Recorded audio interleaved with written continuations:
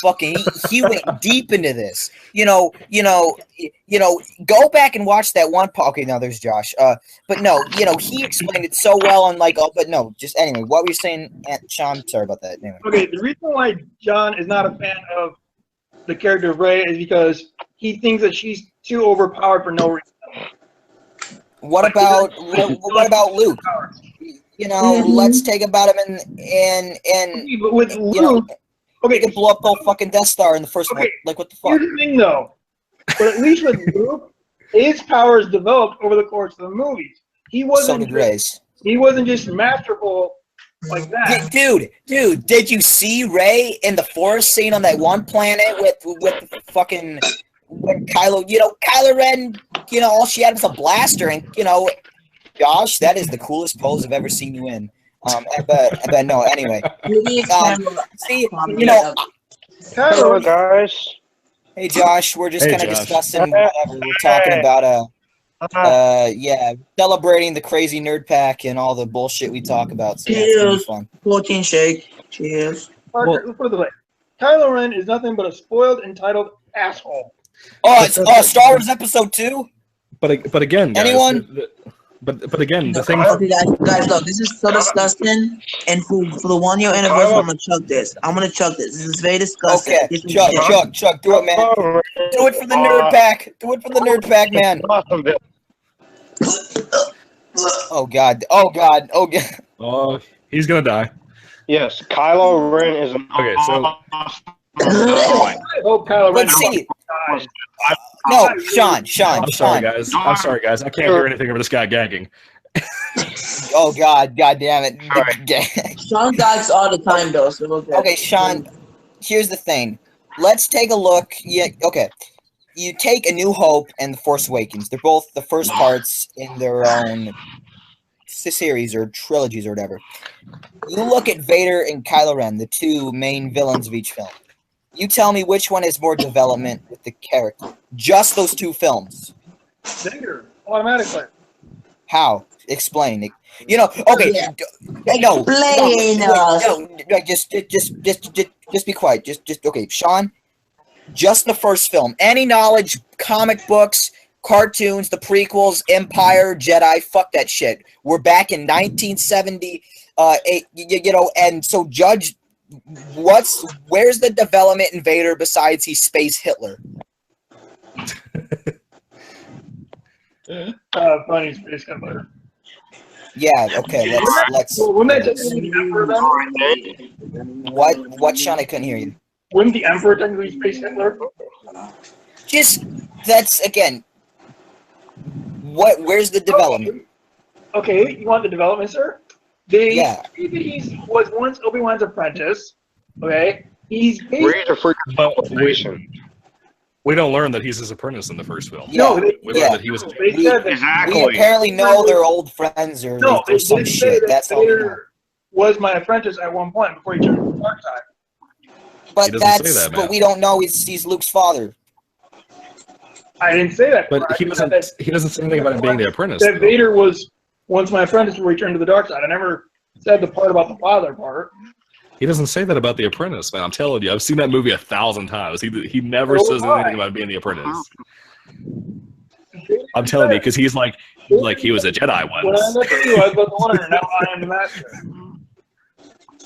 Well, that's true. We do learn that from Vader. But however, we don't know that, number one, we don't understand how the Jedi Order works in the first film. Number two, we don't know that he's Obi-Wan specifically as apprentice. I mean, in Rebel... The Jedi Order has been destroyed. So, of course, we're not going to see how they work. But we don't know that. We just heard that they died off. We didn't know that they were destroyed, per se. Yeah. Destroyed and died off are very different. See, you know, it's one thing to dislike the character of Kylo Ren, but you cannot deny the fact that there is development there. Just with The Force Awakens. Like, you know, we know Han Solo and Leia from the other films, but judging their characters in just The Force Awakens, it's enough to understand why he's a fucked up bastard.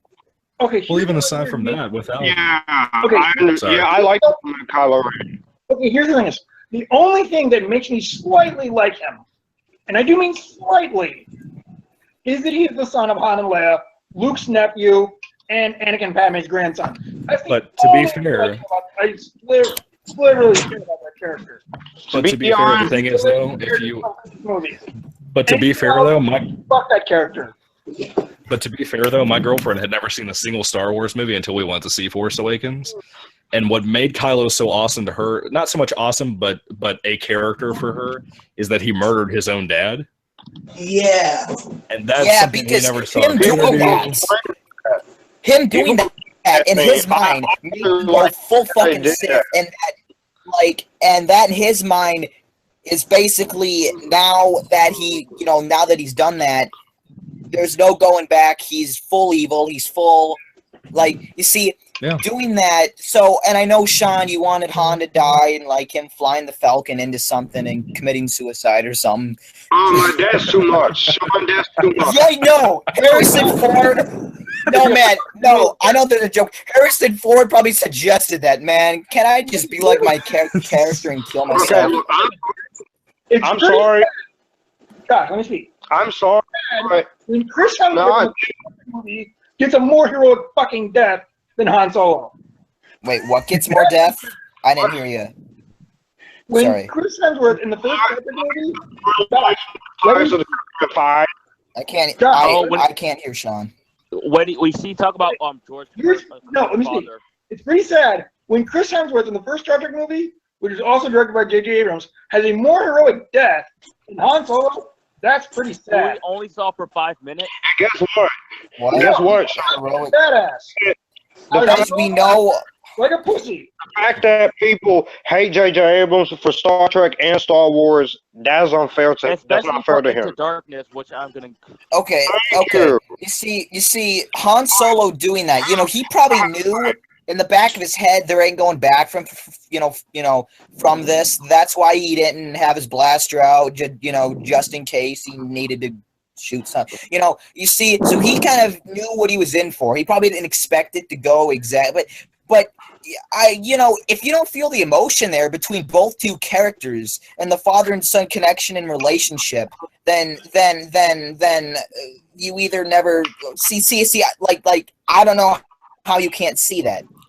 There was, I mean, it really ain't no more than saying that. If you didn't feel the emotion, you see, he could have died and sacrificed himself, destroyed. But I mean that would have been cool and all, but I think it went better this way because let's say in the film he did drive the Falcon right into the fucking Star Killer base or some shit or whatever the fuck. What would we all think about that? Let's say that's what happened instead. I think it could work, but I still like what we got with Han's death because Han has a heroic death. He dies trying to redeem his son. Yeah. And I don't think anything else man, if that ain't him dying at the hands of his son, I'd rather take that than something else they could have done for Han Solo. I can't deal with a character. Yeah. Honestly, I think that was the best step because Harrison Ford didn't want to come back. He actually wanted to be killed off in the fifth. He wanted to kill off in Jedi. Yeah, no, I think it was. Yeah, I mean. He wanted to get killed off in Empire. That's why they put the cliffhanger about Han. Yeah. That's what I tell you. I mean, a lot of that decision is because of Han. But I'm mad if it was leaked online. I was pissed that the ending got leaked online.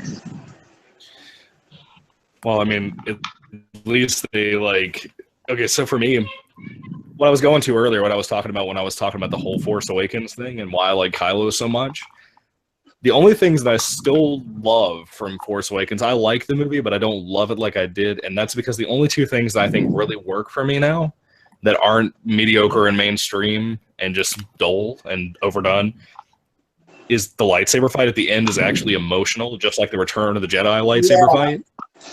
And you also have, like I said, Kylo Ren, who is the shining light for me, whether it be performance, character, any of that. That is what holds up that movie for me. But then I look at Rogue One, I'm like, Rogue One isn't amazing, but I do like that more than Force Awakens now. Just because it's emotional. The only thing I liked about Rogue One was it was actually an original story and Vader's 3 minutes of screen time. I loved almost everything about Rogue One. I did have problems with Rogue One, but I'm a defender of Rogue One, The Force Awakens, and I am a defender of this new canon.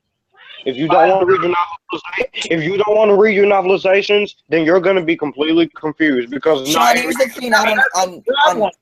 These movies should be catered to a general audience, not just. Hang on.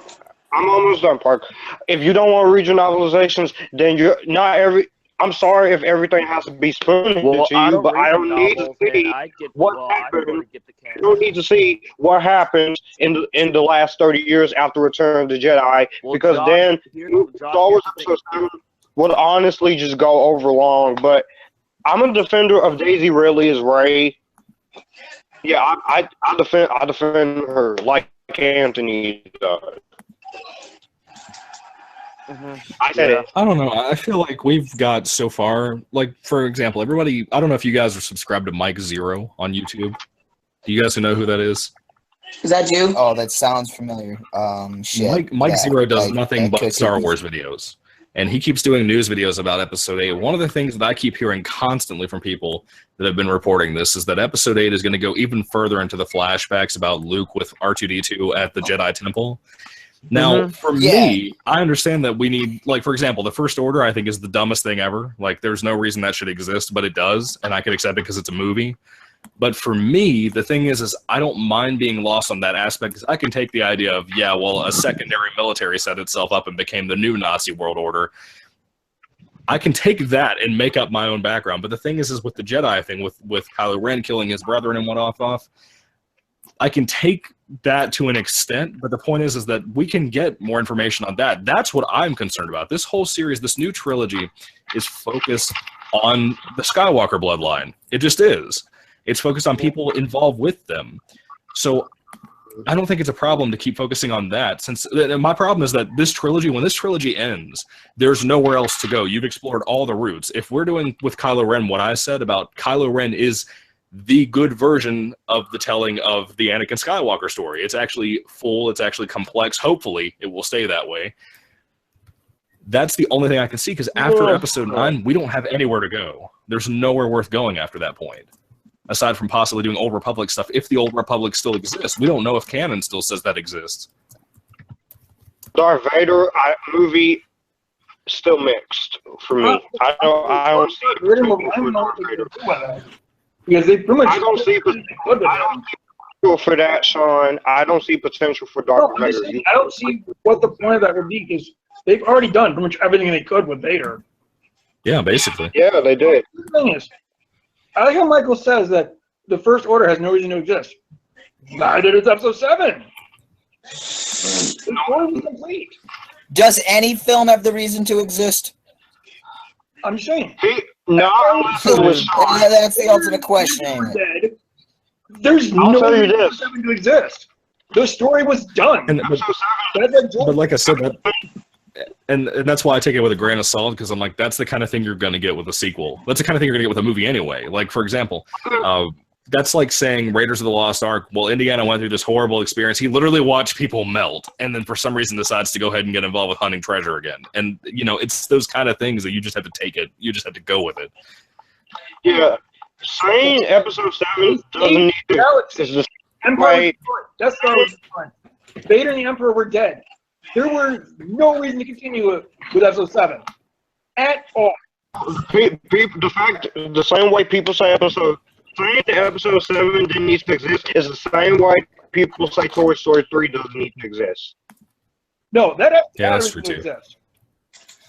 Toy Story 3 is basically one thing Brian said fucking over a year, basically a year and a half ago, was that Toy Story 3 is basically Toy Story 2, but with a whole new fucking...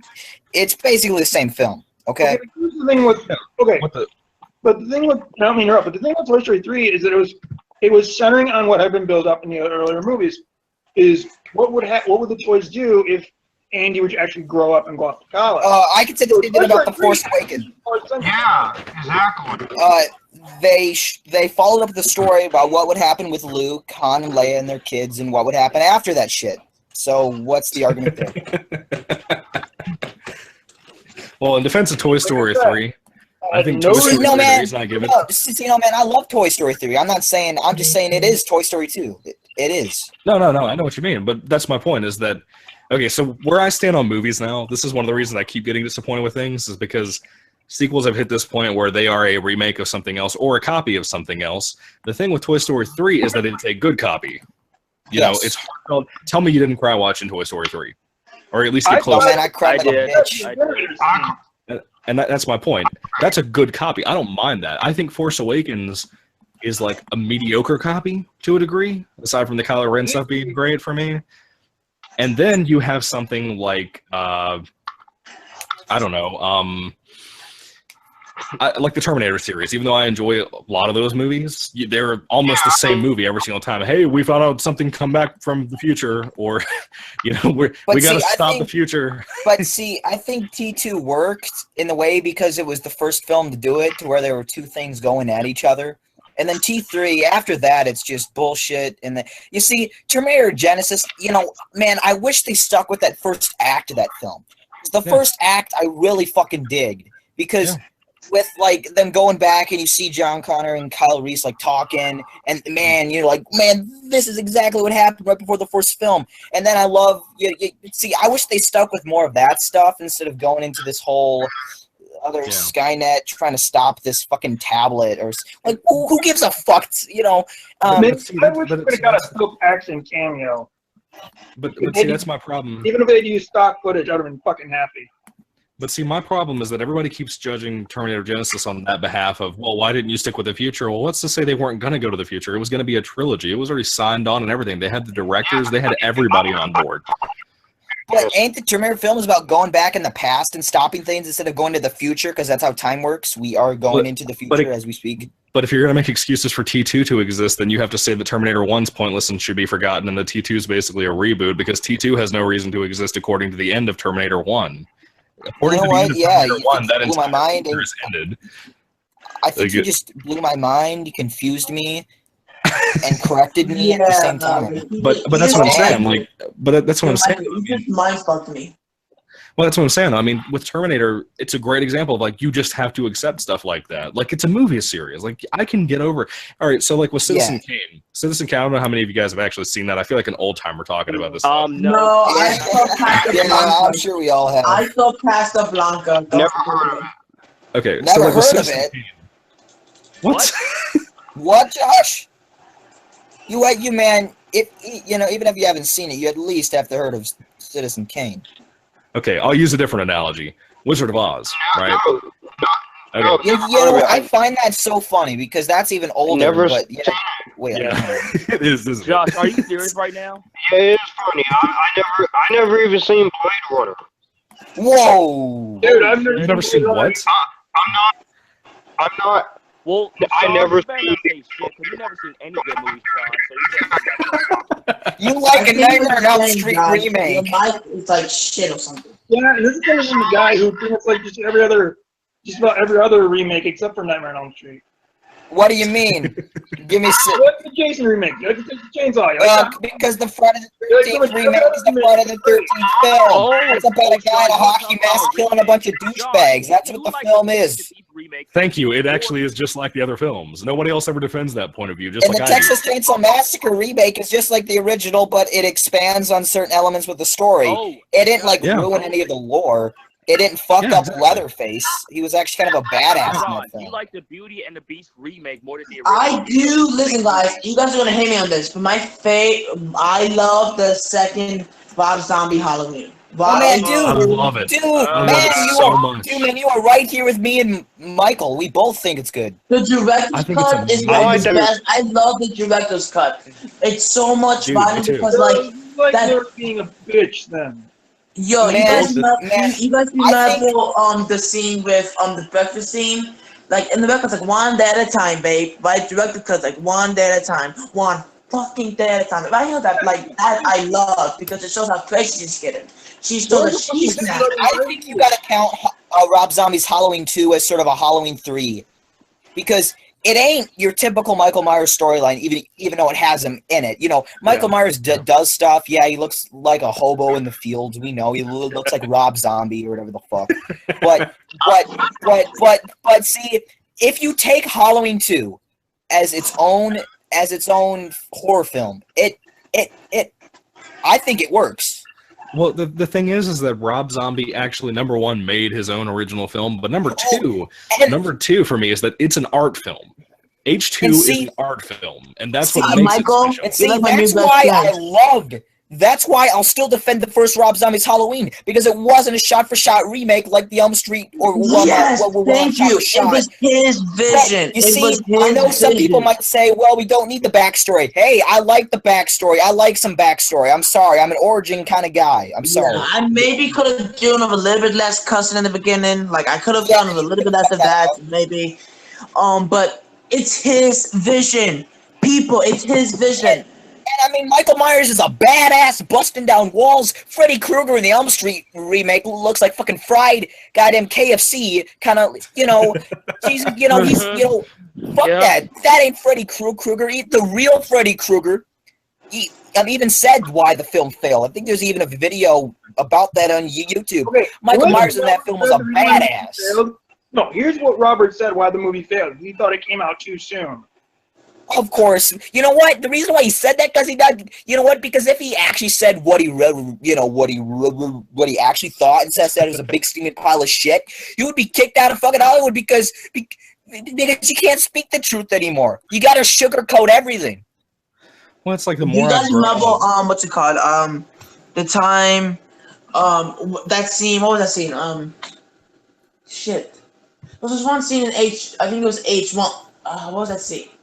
Oh yeah, when he's like kneeling down, I love that arc about like how he's just trying to be with her sister, and then she's like, "Fuck you, Michael." Yeah. Yeah. And see, Charlotte Compton. When I saw her in H2, I was like, that cannot be the same actress. She was from a sweet girl to a broken, messed up in the head person.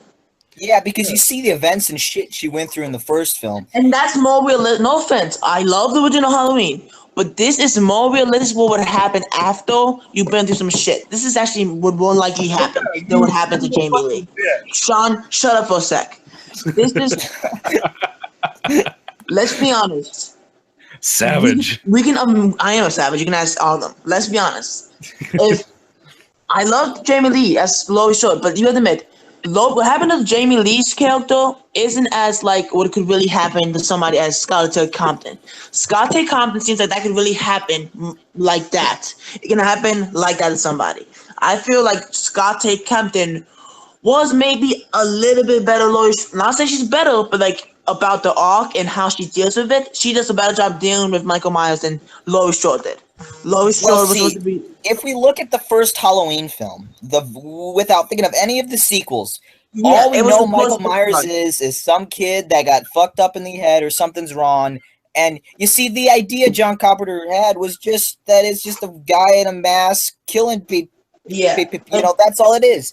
And I mean, in the first film, because was it even Carpenter's idea that they were related? Because that wasn't his, right? Yeah, I forgot who came up with that. Sorry. Yeah, no. I mean, it's fine, but no. Like, if you take the first Halloween film, it's really just a guy who's going around Halloween night killing people. I mean, don't get me wrong, it's great and it's well directed. The music, the score, you know, it's an amazing film. You know, it's in a way what they were able to do with the budget and what they had was phenomenal. But but why I love Rob Zombie's Halloween so much is because it's like they took that idea, but really made like an actual legit story out of it. Well, can I add something to that quickly, Falco? Yeah, sure. Okay. I love the idea that going into the first one, Rob Zombie wanted it to be related. That was his. That wasn't like John Carpenter didn't want them to be related. Yeah. Rob Zombie wanted them to be related. They wanted to know from the get-go. I think the first two Halloweens remakes aren't about Michael Myers. It's about Laurie Strode from being a sweet innocent girl to being broken, which happens in real life. There's people who go through shit. crazy shit, and they end up being mortals. Yeah. Well, to be fair, And though, I the believe rest of the that. original series does that too with Laurie. Yeah, but I mean, I was just saying if you take the first. Well, I mean, I wasn't saying that, but I mean, I was just talking about the first Halloween film. The basics of that. Yeah, film. but you can make the argument for the end of the first film too. There's no blood on the ground. Michael gets shot like 9 times. You know, Loomis empties a revolver in the dude. And I'm not saying that like the Rob Zombie thing is like a supernatural Michael Myers, but you know, ignoring all of the other sequels to the original series or the original film, that original film ends. And John Carpenter, this is his whole thing. He said recently that the new one that's coming out that he's making, he said himself that Michael is immortal. So that ending proves that movie itself can't just be about the whole idea of a serial killer. Like, it's not about that. It's about an evil force. No. I mean, I wasn't saying that. I was just saying if you take that film and we're audiences back then, that's what we would think, you know. But yes, with the ending, it's obvious no one would survive that fall plus the shot stuff. Yeah, and see, yeah. Well, that ending, there's an alternate ending I think would have been a better ending. And if you've seen the alternate ending, it's when they're in the car, Michael grabs her out, and then he's holding her hostage. Yep. And then the cop comes like, Michael, put it down. And then like Loomis like, Michael, let her go. It's not your fault. That scene right there. And then he gets shot. And then you hear that. I think that might have been a better ending. Yeah, definitely. Well, the first one than the original ending. Like when she like it's because it shows Michael has like it's like, Michael, give me her. It's not her fault. And Michael went to drop the knife, and then the cops were like, bam, bam, bam, sniper came, call that.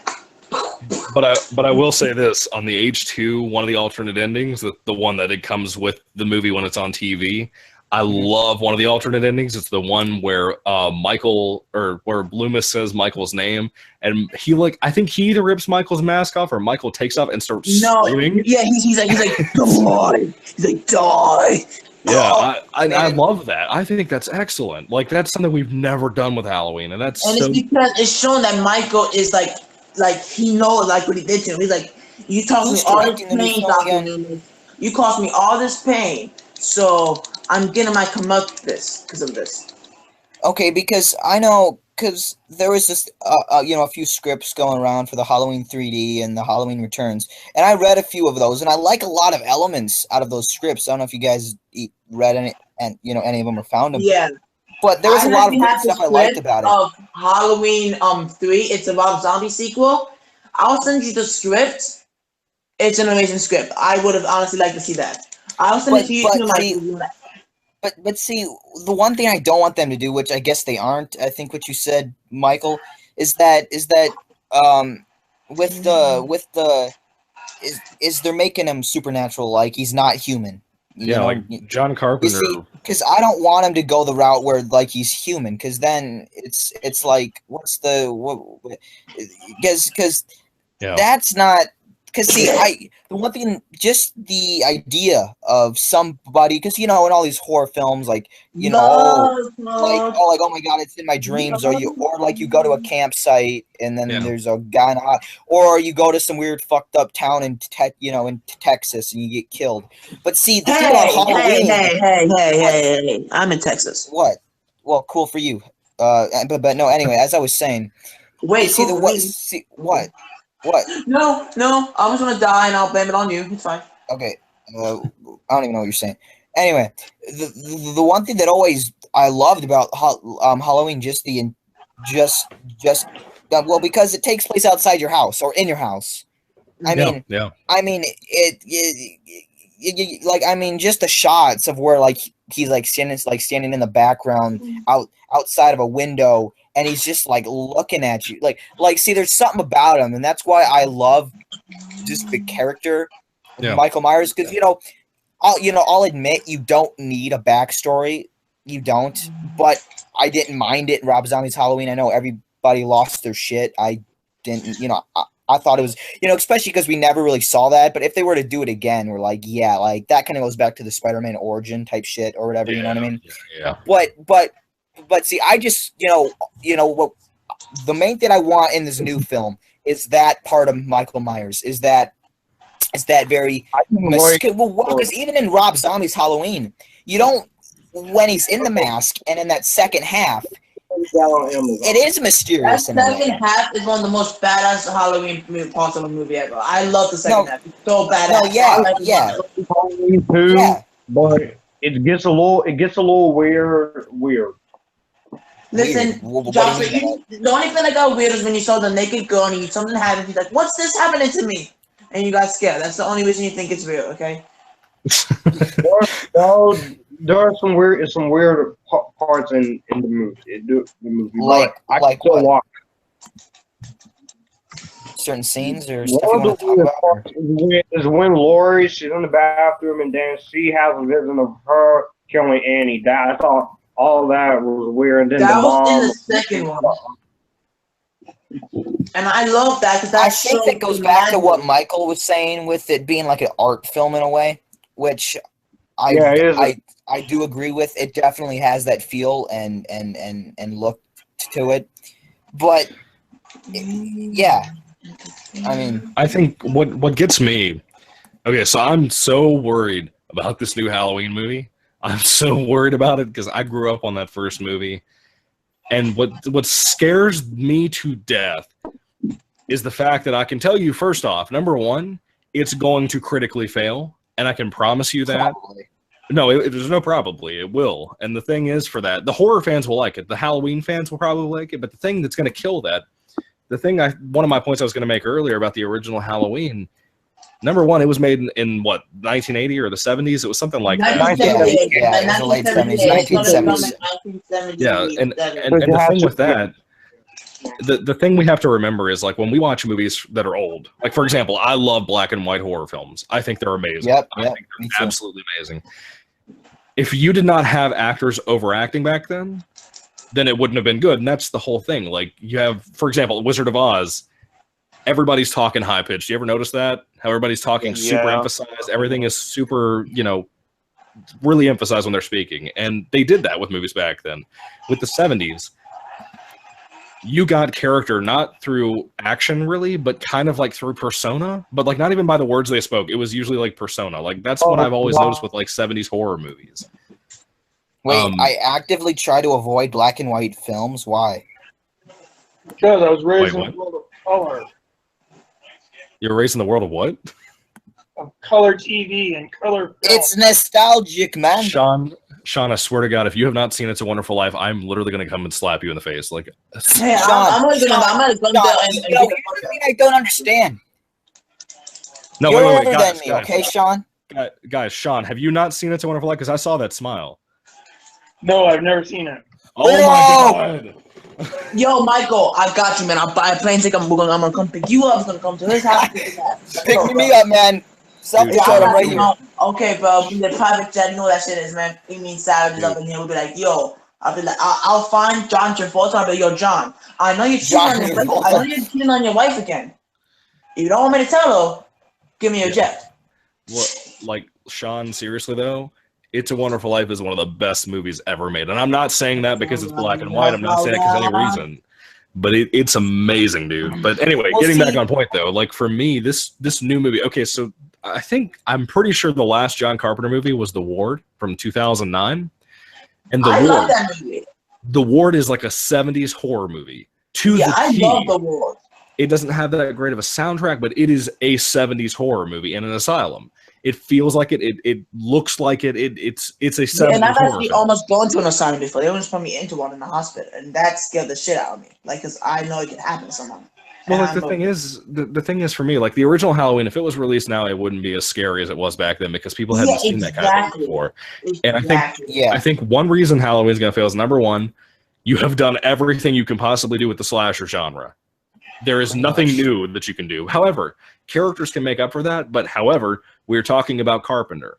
And Carpenter does not have the best record for characters. For example, The Thing. I think The Thing is one of the best movies ever made for the horror genre. However, it's not because of characters. It's because of Russell Crowe being a tough dude. Not because of his character, because he's tough. And because of the atmosphere of the film and the score. That's what makes that film special. And that's the thing, is John Carpenter is that classic style of filmmaker that it's about everything else aside from dialogue. Like, he can make a film with a bad script and the film be good. Like, it's so weird how he can do that, but he can. Big Trouble in Little China, never wanted to see that. It sounded so awful, and the film itself, script-wise, is awful. But it's a great movie. It's so much fun. But you can't do that with Halloween, because Halloween has gone and passed. It's not going to last now. Like, I made a video back in the day on my old Smykle channel a few years back, and I ranted about remakes. And I try to explain to people, look, when you have the Friday the 13th fans saying that the 2009 remake was nothing like the original movies, at that point I give up on all the fans of Friday the 13th, because they don't know what they're talking about.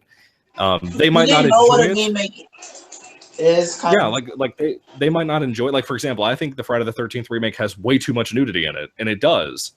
And yeah, it was the most. That one's sexy. Let's be honest. That one's sexy. No, let's be honest. Man, her tits were nuts. Oh. They were unbelievable. Okay, I'm sorry. Yeah. Well, like, I mean, we know Josh like just paused that shit on his VCR or whatever he uses.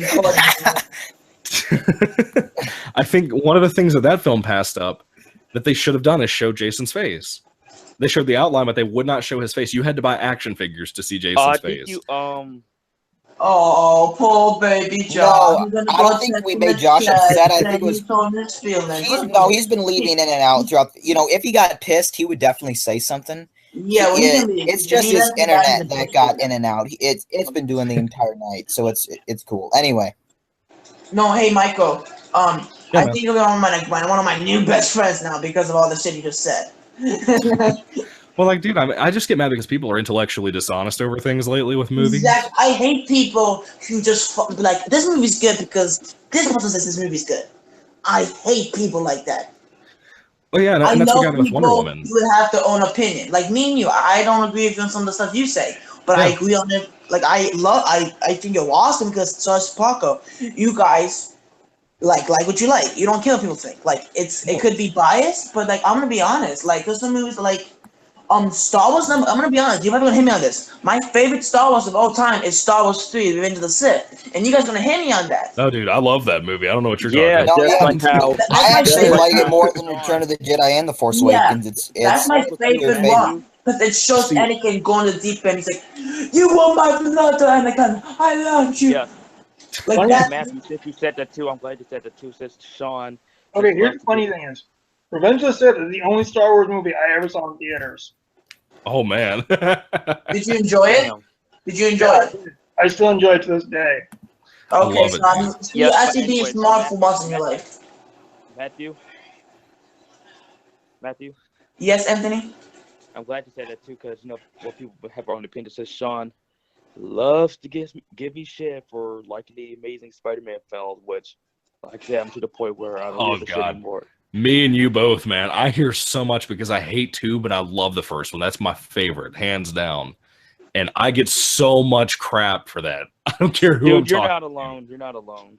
Yeah, dude, people hate me. Sometimes people hate me for most of my movie. Leprechaun in the Hood. Like, that's a shitty movie, but I enjoy it. It's a shitty ass movie. It's a shitty movie. Oh my God, it's so funny. But it's enjoyable. It's so much fun. Like, I would not mind watching it with a bunch of friends. It's so funny to watch. Do you guys remember All That show from the 90s? Oh yeah. I was just watching that actually on TV. I was just watching that. Have you guys ever seen the Good Burger movie? Yep. Oh yeah. Because we're all Stephen Thompson. Dude, it is hysterical. I rewatched it about a year ago, and I thought it was like one of the funniest Nickelodeon things I've ever seen in my life. And I'm sitting here like either. Michael. Yeah. Have you seen Howard the Duck?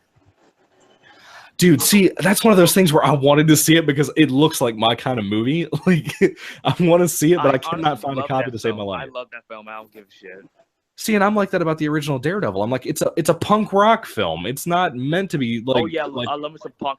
Howard the Duck is cheesy 80s. It's like it's. Yeah, I find Howard the Duck cameos in Guardians of the Galaxy. Yeah. Expensive. Well, it's like have you guys ever seen The Crow? Oh yeah. Okay, so the Crow sequels are literally the same thing almost every single time as the first movie, and yet every single fan that loves the original movie trashes the sequels because they say because this is a problem, like this character isn't developed, this plot doesn't make any sense, and I'm like, they are all the same movie. Exactly.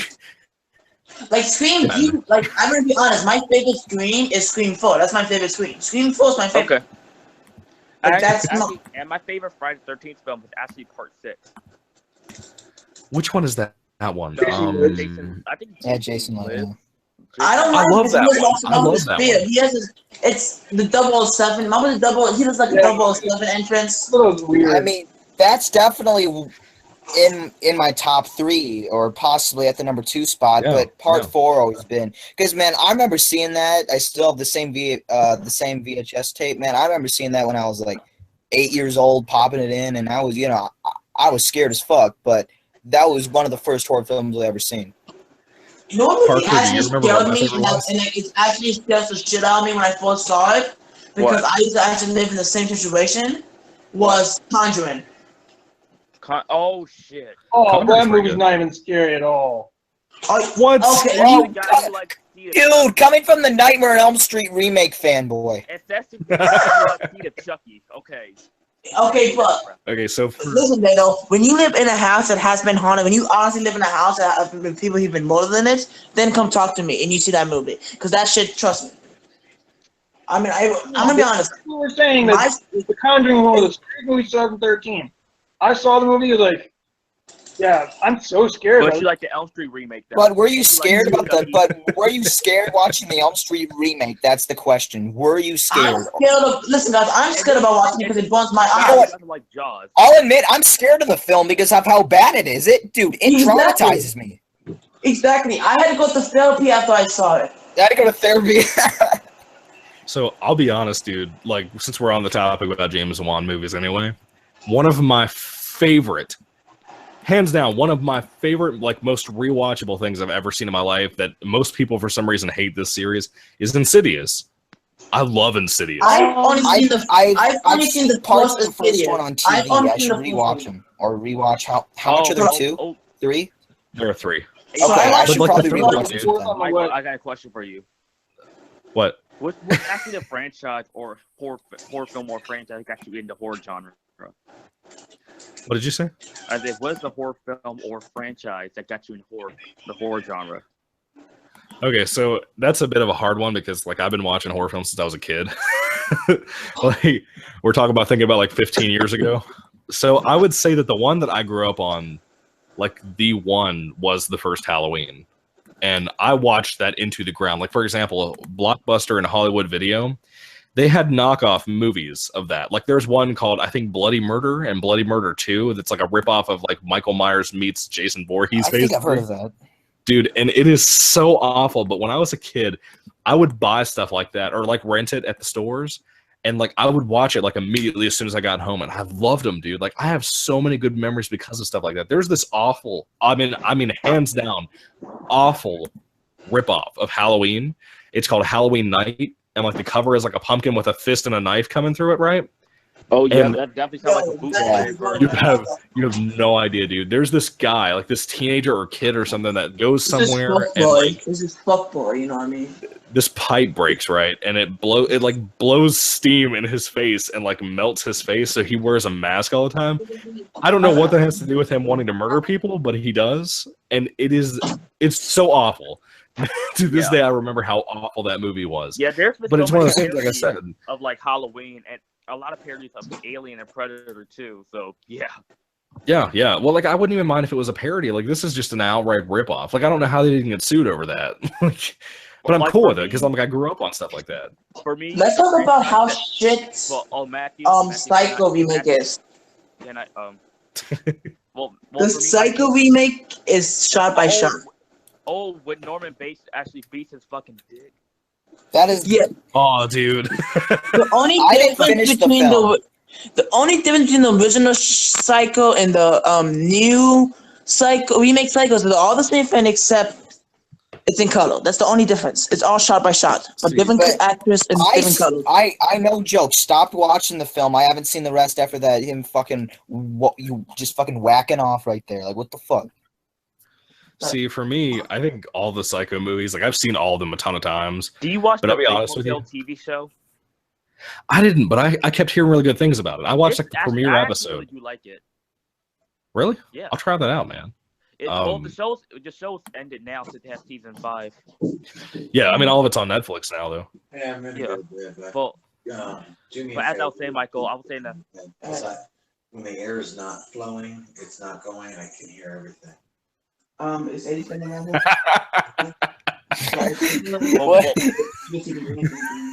Well, Michael, what I was saying was the franchise that got me into horror and the film that got me into horror was actually the Blade film before, right, Michael?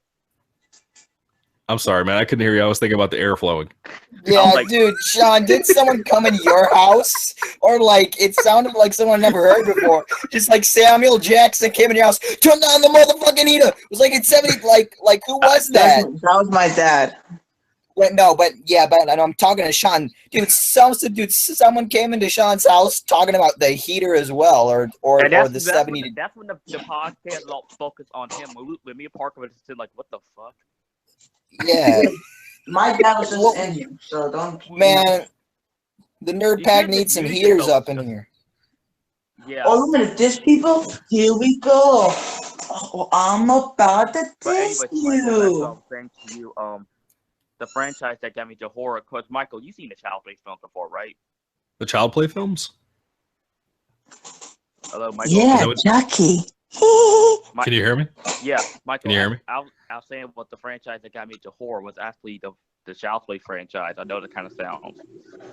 Yeah, that's what I was asking. I couldn't tell if that was what you were talking about. But dude, I am so excited for Cult of Chucky. You have no idea. Oh yeah, it looks so good. Yeah. I'm so excited, dude. I never thought we would get a killer doll movie in an asylum. I almost lost it when I heard it. Movies. I can't believe they come this far, and it's probably one of the few horror franchises that hasn't gotten a reboot yet. Yeah, well, that and the fact that they've actually done pretty good so far. Like, dude, I have the I think it's the DVD for Curse of Chucky. I'm pretty sure there's no. I remember what it was. It was around the time before Curse of Chucky came out, and they re-released all the movies. And I remember, I still to this day have a copy of the first Child's Play movie on DVD, and it has a little sticker in there inside of it that says that on the DVD there are bonus features and information about the Child's Play remake. I was like, what? Yeah, that was like 6 years ago. Oh yeah, I do remember to talk about remaking Child's Play. I'm glad it did it though. But Michael, what are your thoughts on? Sounds familiar. Okay. The reason why they never did it was because of the rights. What'd you say? Oh yeah, because Universal and MGM, yeah. Sorry, dude, I couldn't hear you. But Michael, what are your thoughts on the Child's Play films as a whole? Like each film, like from Child's Play 1 all the way through Curse. Yeah, like what are your thoughts on them? Like brief. Dude, I saw the first one and it scared me to death. Like I was a kid and I wouldn't watch them. Like my mom used to mess with me. Like I would come like. Dude, my mom, back in the day, all right, so my mom's mean like that sometimes, like when you're a kid. My mom took me down the freaking CVS aisle one time that had a talking Christmas tree, and she knew it scared me, and she kept putting it in the cart and stuff and scared me. And she did that with the Child's Play movies. Like, I would be going down the hallway or something, like Child's Play 3 would be on, or whatever one it was where it's raining outside and a dude has like a business suit on and stuff. And she had that playing when I walked in the hallway and deliberately had it on to scare me. So, shit. I have like a nostalgia, terrifying basis with that. But the first two movies I love. The third movie I think is awful. I think Bride. Okay. Child's Play 3 I think is okay, but I don't think it deserves the hate. But I will admit it's rushed. But everything goes to shit when Bride came along. I will say that. For me, I think the thing that kills 3 for me is the whole Boy Scouts thing. Because I'm like, that's basically 2 again. You know, like that just irritates me. But again, it's one of those things where I don't mind a sequel copying a previous film. Like that doesn't really bother me a whole lot, but it sort of does with that case because it's not a very good copy. I don't know. But then Bride comes out, and Bride I watched on TV, and Bride's odd. Like, I don't hate it, but I don't really necessarily like it. And then Seed, I think Seed is hysterical, but I think it's one of the worst movies ever. Oh my fucking god, Seed! Oh my fucking god, Seed is Chucky. Dude, freaking whatever his name is. What is the kid's name? Glenn and Glenda. Yeah. He fights Chucky with karate chops, man. Glenn is the dumbest shit. Glenn was voiced by Pippin for Lord of the Rings. Glenn is voiced by Pippin. Are you serious? Yes. Dude, I would have never have known that. Yes. Yeah, he's seriously voiced by Pippin. I have to be honest, man. Curse of Chucky, I think, is one of the best Chucky films ever made. Curse of Chucky. Okay, Curse of Chucky is like a breath of fresh air to the franchise. Okay. Blew my mind, dude. I remember when Jeremy Johns released his review the day of the movie coming to DVD. I remember that. Yeah. Here's my thing on the franchise, though. I kind of view them as sort of like the Batman film franchise combined the Burton, Schumacher, and Nolan films. Here's why. The first three Child's Play films are like the first two Burton Batman movies. And Bride and Seed are the Schumacher films. Basically. While Curse of Chucky and Chucky 2 will be the Nolan films. It's really new life. Yeah, definitely. If you wanted to be honest, I could honestly sit here and say if Andy weren't a cameo in the new Curse of Chucky and then an actual character in this new Cult of Chucky movie, I would honestly say I could go ahead and accept Curse as a remake. And I guess in a way it's a soft reboot, but dude, I'm not kidding. I could not believe that they got the actor back that played Andy back in the day. But for some reason, I have a feeling they might kill Andy off in Cult of Chucky. I have that feeling.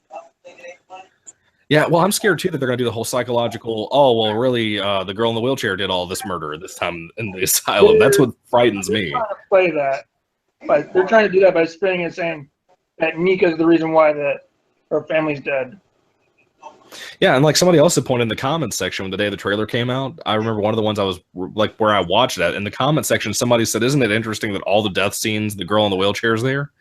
And I'm like, well, you could play up the idea that Chucky's trying to frame her, and that would be obvious because that's what he does in all of these movies. But in one respect, I'm like, that would respect the old previous films, but at the same time, I would hate that. But like, I don't want the whole psychological, like, oh, she's really crazy. Because then what do you do with the third film? You know what I mean? She's in a wheelchair.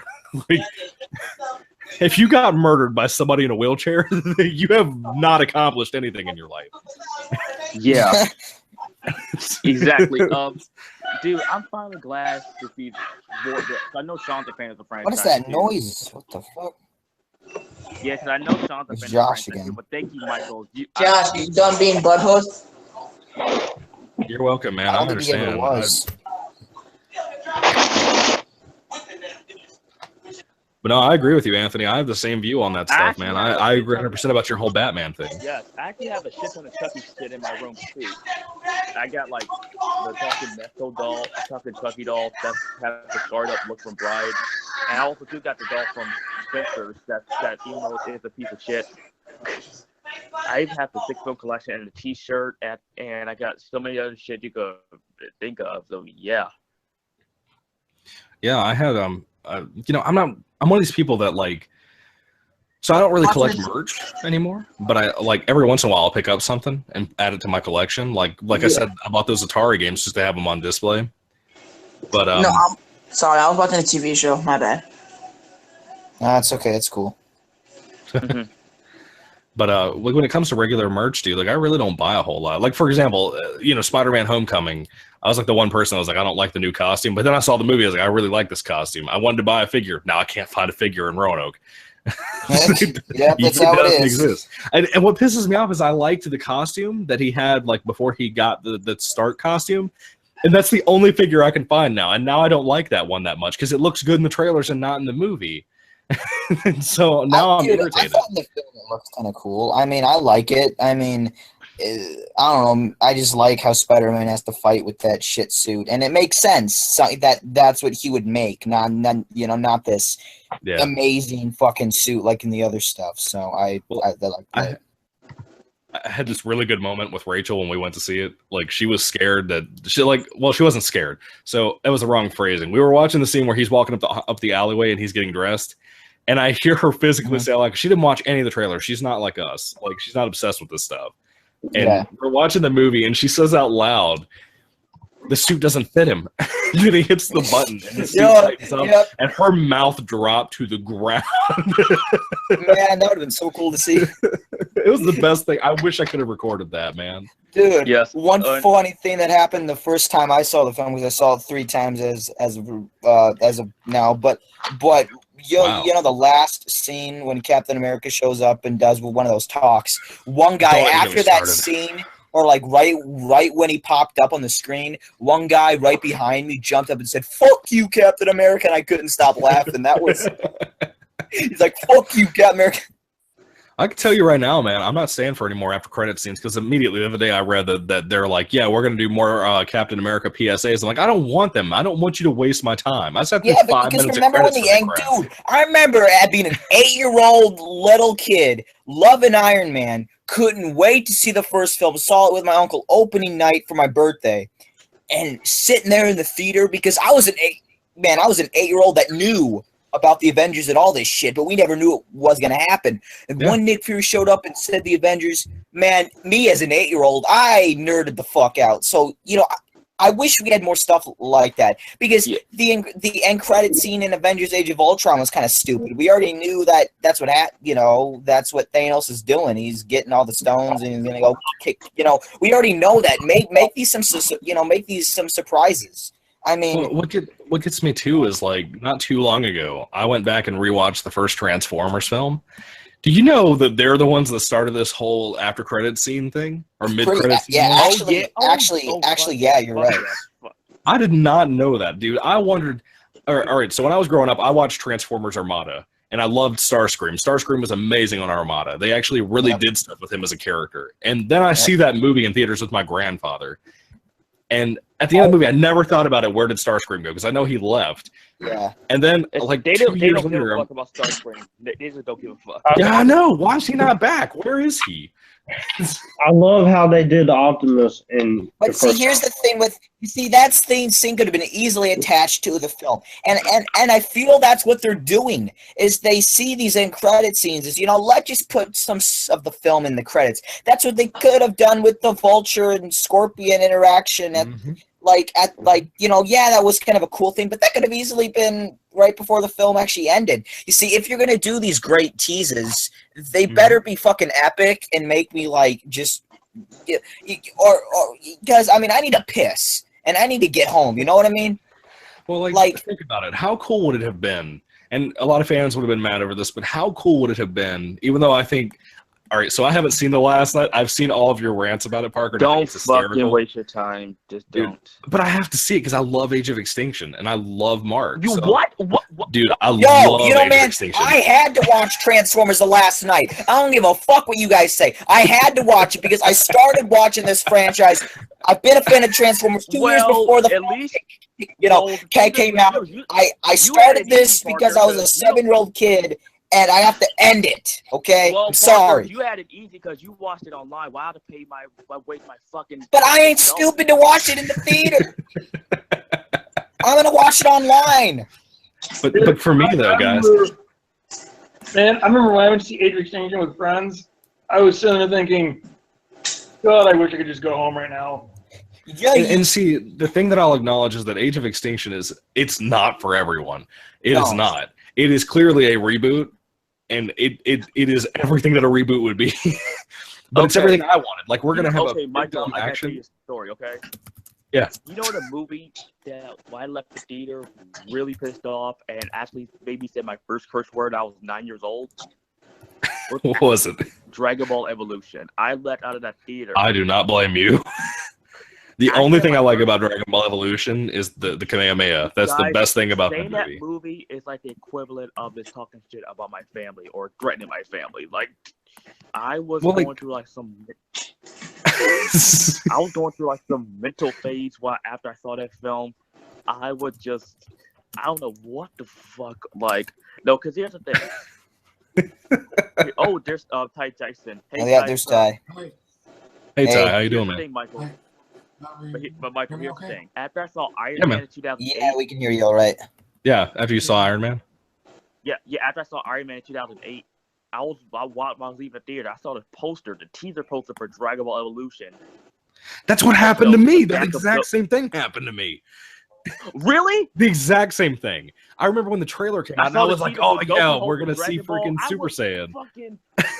No, honestly speaking, I was losing my shit. I was like, holy shit, I was fucking ready. Dude, I have toys of it. I have the Dragon Ball Z, not Dragon Ball Z, Dragon Ball Evolution game that they released, I think it was Game Boy. No, it was PSP. It was PSP that it came out. I was fucking ready. I was like, oh, can't wait to see Goku in live action. It was going to be fucking awesome. Then I was looking up the movie, how the cast would look. That's how I started seeing promo pics and shit. See, when I first saw the promo pics of Goku, Bulma, and Master Roshi, I was questioning myself, okay, why the fuck is Goku white? Why the fuck does Piccolo look like some... Like, I was, like, questioning shit. This kind of, like, similar to what Parker said when he looking up stuff about the first Transformers film. I was really, I was really concerned. That's why I saw the trailer. I was like, okay, like, what the fuck is going on with this shit? Like, some blood moon or some shit that was going on. Like, I was honestly fucking nervous. That's when I first saw the movie, and the movie honestly changed my life in a bad way. I'm sorry, man. I know how you feel. I did the same thing with, you see, for example, Amazing Spider-Man 1. There was a junior novelization that came out, but it wasn't a real novelization. There were scenes from the movie that had been deleted from the movie, and they're not even on the deleted scenes, like on the DVDs and stuff. They're literally cut out completely. For example, when Aunt May confronts Peter that night, he comes in with all the bruises, and she's like, don't you understand something? I'm so tired, something like that. Dude, in the freaking kids book, there is this entire rant that is like the saddest thing ever about how much she misses Ben and what it's like to sleep in a bed that's empty. And I'm like, why did you cut that out? Why would you dare cut that out? That's what I've been fucking saying ever since the film. Dude, I remember when me and my dad left the theater. I said to my dad, I remember seeing the trailers. Why is there so much shit cut out? And he's like, well, I don't fucking know. You know, and no. Well, I mean, he didn't say those exact words. He's like, well, I don't know. But see, I think if Mark Webb had full control. You see, some directors had full control. you see, some directors need to be tamed, like Michael Bay. Okay, but Mark Webb, if they let him tell his story, I think we would have had a great Spider-Man film. Honestly, I think it would have been filled with a lot of heart and emotion because I see glimpses of it in that film. It just needs to be worked on. And man, who knows? Maybe one day down the road, again, who knows?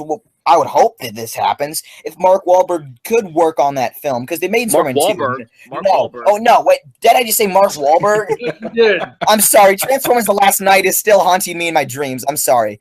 Mark Wahlberg. What the fuck? Spread the news, man. Okay. Parker wants Mark Wahlberg to make a Spider-Man movie. Hey, I'm hey, man, I'm Spider-Man, man. What the fuck? Hey, man, no, I don't want to fight Mr. Sandman. Hey, kids, watch me shoot my web. Hey, fuck you, Green Goblin. Fuck you, Venom. Hey, Mary Jane. Hey, man. Man. I'm an optimist. I bet you he'd beat Sandy Butt. Hey, J. Jonah Jameson. Hey, man, I can get Bumblebee to give me a ride to school. Hey, J. Jonah Jameson. Hey, J. Jonah Jameson. Need to get a picture of the Spider-Man guy. I just can't get a picture of him, man. Give me a raise, please.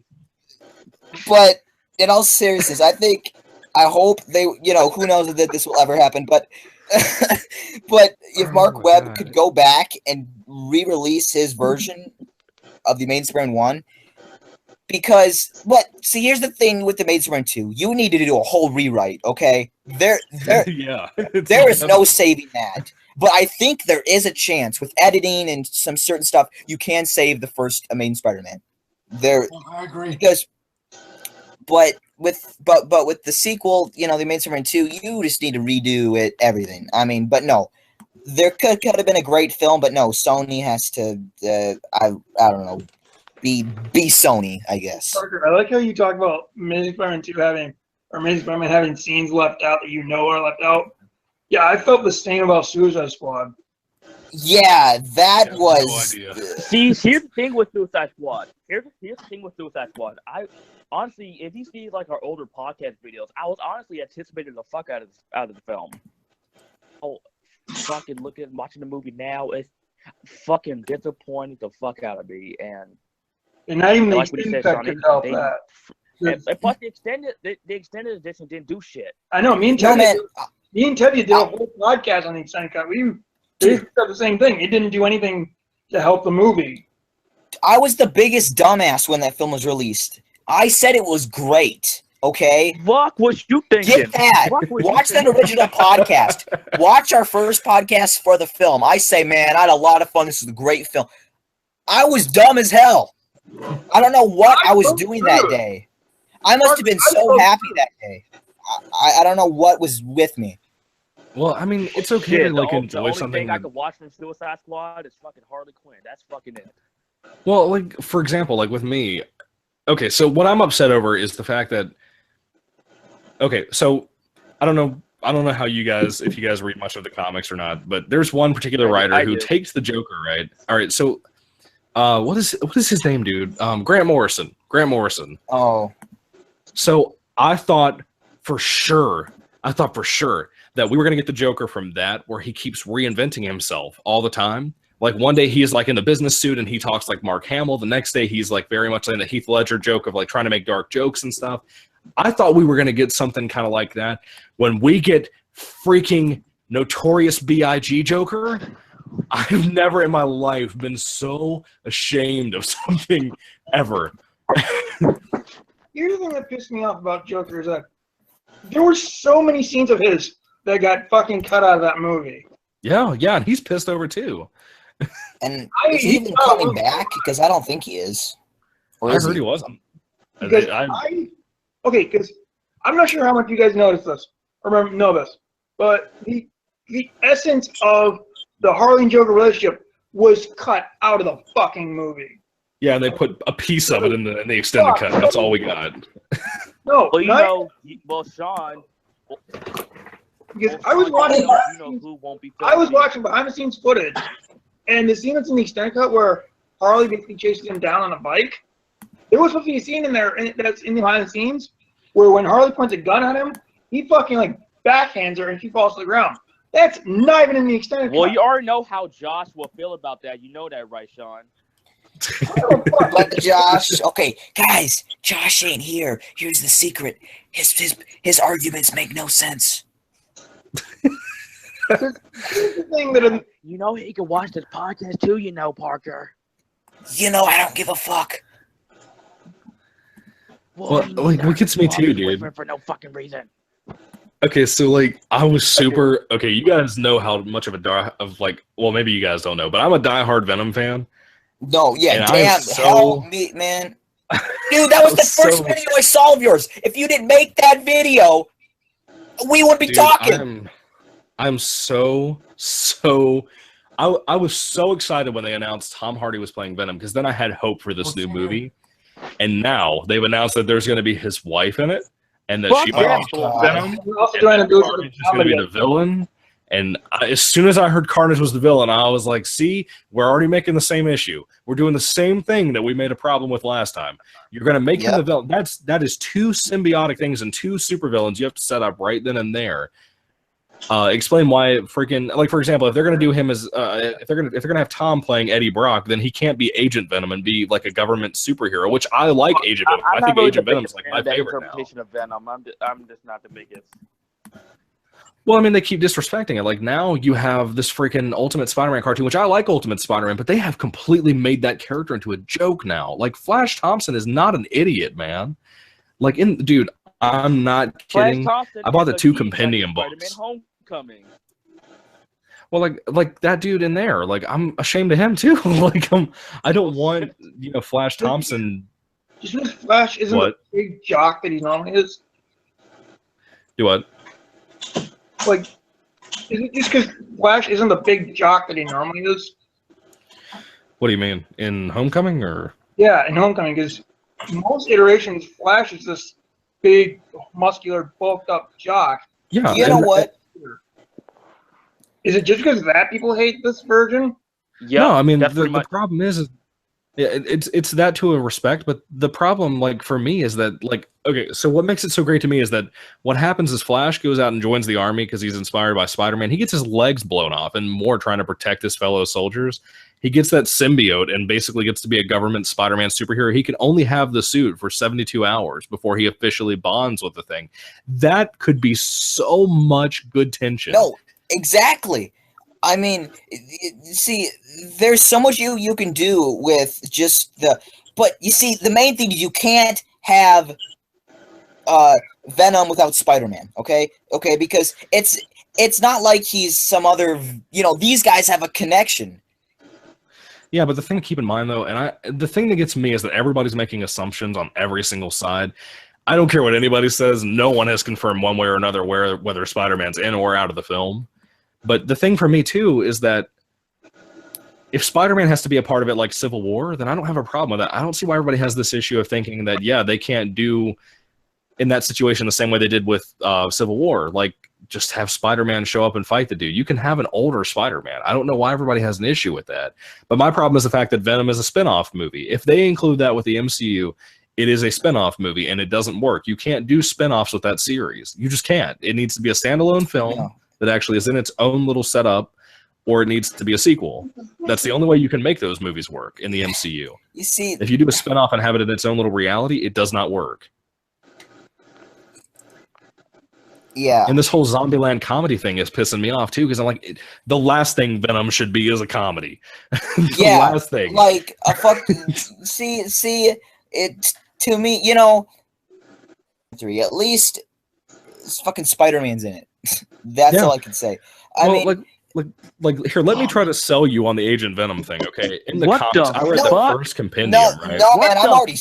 No, man, I think Agent, you know, that has a lot of potential for a great film and some great storylines. I'm all with you there. Do you know the villain called the Jack-O-Lantern? What the fuck? Do you know the villain? Do you know the... Hold, Parker, I'll send you this shit to you. See what you got. See what you think of this. Dude, do you know the villain called the Jack-O-Lantern? That's the Spider-Man villain? Yeah. Okay, so basically, in the first compendium that's like 500 pages long, and I read this on my Nook, and I think it's like the best comic I've ever read in my life. Rick Remender writes the Jack-O-Lantern as this dude with like missing front teeth and stuff, and he has like a skinned head, sort of, kind of like he has like very long, very, you know, kind of like he doesn't have a whole lot of hair, but it's really long strands, kind of like the original Jason, right? The thing that makes him utterly terrifying, at the end of that volume, that first compendium book, he went back into the diner where he and Flash Thompson were just eating at, and they have to go on like this road trip thing. I'm not going to tell you all those spoilers, but basically he goes back in, he says, "I'll be right back," and he claims he's going to go to the bathroom. He goes inside, dude. The next page, that's the last page of that book, the couple that owns the diner, they're these big people that he was having trouble with when he first got there to eat. He had apparently cut their heads open and took their brains and their eyes out and put a candle inside of their head. Yeah, that would be the Venom movie that we need. And it wouldn't fit in the MCU. I'll 100% agree. It would not fit in there. It would be completely misplaced. But at the same time, I'm like, if you just made a Venom movie and didn't tie it in with Spider-Man, I don't have an issue with that either, because Venom, to me, is cooler than Spider-Man in a lot of ways. Even though it would be more respectful to tie it in with the comic way of like the whole Secret Wars thing. That's the only thing I can see them making that excuse for. Like, if it's its own standalone thing, I'm cool with that. I just don't want Carnage to be the villain. You see, and also, well, we got an important news update from Anthony. This is a new product somebody's making. I'll let you guys judge it. Here it is. Yeah. Are you sending a link or something? No, I'm share screening. Can you see this? What in the world is this? Like, look at this shit. Just wait. Fuck. Wait, what the fuck? Okay, this. No, come on, you dumb bitch. Come on. This, okay, just wait. Yeah, this. Body wash blast. What the hell? Nacho cheese moisturizing face wash. Oh, wow. What in the fuck? These aren't real. These aren't real. I didn't think so. On the Mountain Dew bottle, you can see the wrinkles down towards the bottom of it. It's fake. Yeah, that's I'm gonna feel ashamed if I go to Walmart next week and it's on the shelf at Walmart. Man, for some reason, if that was real, that would be kind of badass. I think. I don't know. Yes, if Parker drinks Mountain Dew alive, use that shit. Yeah, I'm gonna be a fat ass one day. You'll see. Nah, I'm just kidding. No. Well, I don't want to go around smelling like somebody dumped soda on me. I know, right? Like, what if it's not even like shampoo? Yeah, man, it's nacho cheese fresh. Can you imagine people walking around being like, "Yeah, that guy smells like Doritos"? yeah. Shit. Everybody's making cheese jokes at you. Somebody calls you like Parm or something. I don't know. But no. Like, I wouldn't want to walk around. Like, what if the whole shampoo Mountain Dew thing? What if that body wash was literally just Mountain Dew in the bottle? You're supposed to rub it all over your body. I have no faith in this world anymore. Just Me either. I mean, wait. Okay, so here's something that I wanted to discuss, and now that Michael's here, I'm assuming maybe he knows about it. I don't know if you do, but here's one of the topics. You know, I was doing some research fairly recently about this. It's this net natural neutrality. Yeah. What? Because I sort of get the gist of that, but what can you just sort of, if you know more, or just sort of kind of explain what it is for us and everyone who's watching out there, if you can? Okay, so all right, so I got to be honest. This is one of those things where it's so stupid that I have literally almost avoided every bit of information I could about the thing. For what I can understand from people like Philip DeFranco and some other people that I've looked into online, apparently this is like the same situation that we've always had with the whole internet censorship thing. And I don't know if it's passed. I don't know if it's legitimate or not. I don't think anybody does. Everybody keeps saying that it's already passed stuff, but then you hear other people that are like, it's in process. And it's just internet censorship. And what gets me is that, are we going to be like China and just not have access to anybody outside of our country? Or like, for example, if we have friends that live in London, will we still be able to communicate with them? That's my kind of question. But at the same time, I'm like, be done if it's going to be done here, because in the US we have free speech, therefore we should have free speech online as well. Yep. And I'm like, if you're having, like, one of the things I keep hearing about is that people are using the internet to kill people, like with the Facebook live thing with that older black man that was killed on camera and stuff. Shit. And I'm sitting there like, you know, that's one of the defenses I keep hearing about this whole thing, and I'm like, have you not heard of the deep web, this at all? Honestly, scary. This world is scary, to be honest with you. Dude, yeah, of course. Yeah, fucked up place. But I'm sitting here like, have you not heard of the deep web before? Like, have you not heard that the deep web exists and that there are cannibals and stuff on that are willing to come to your house and eat you alive? Like seriously, fucked up shit you can find. Yeah, I mean, it's like people are completely oblivious to that stuff, and when you try to bring it up to them, they think you're lying to them.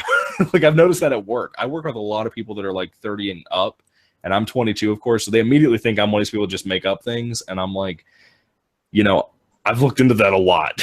I'm like, it's not fake. Like, I haven't done it myself. I haven't gotten on there, but I've seen and heard enough from videos. Like, there's one dude called something Mudahar here on YouTube, and he does the same thing. He goes on there and shows the stuff.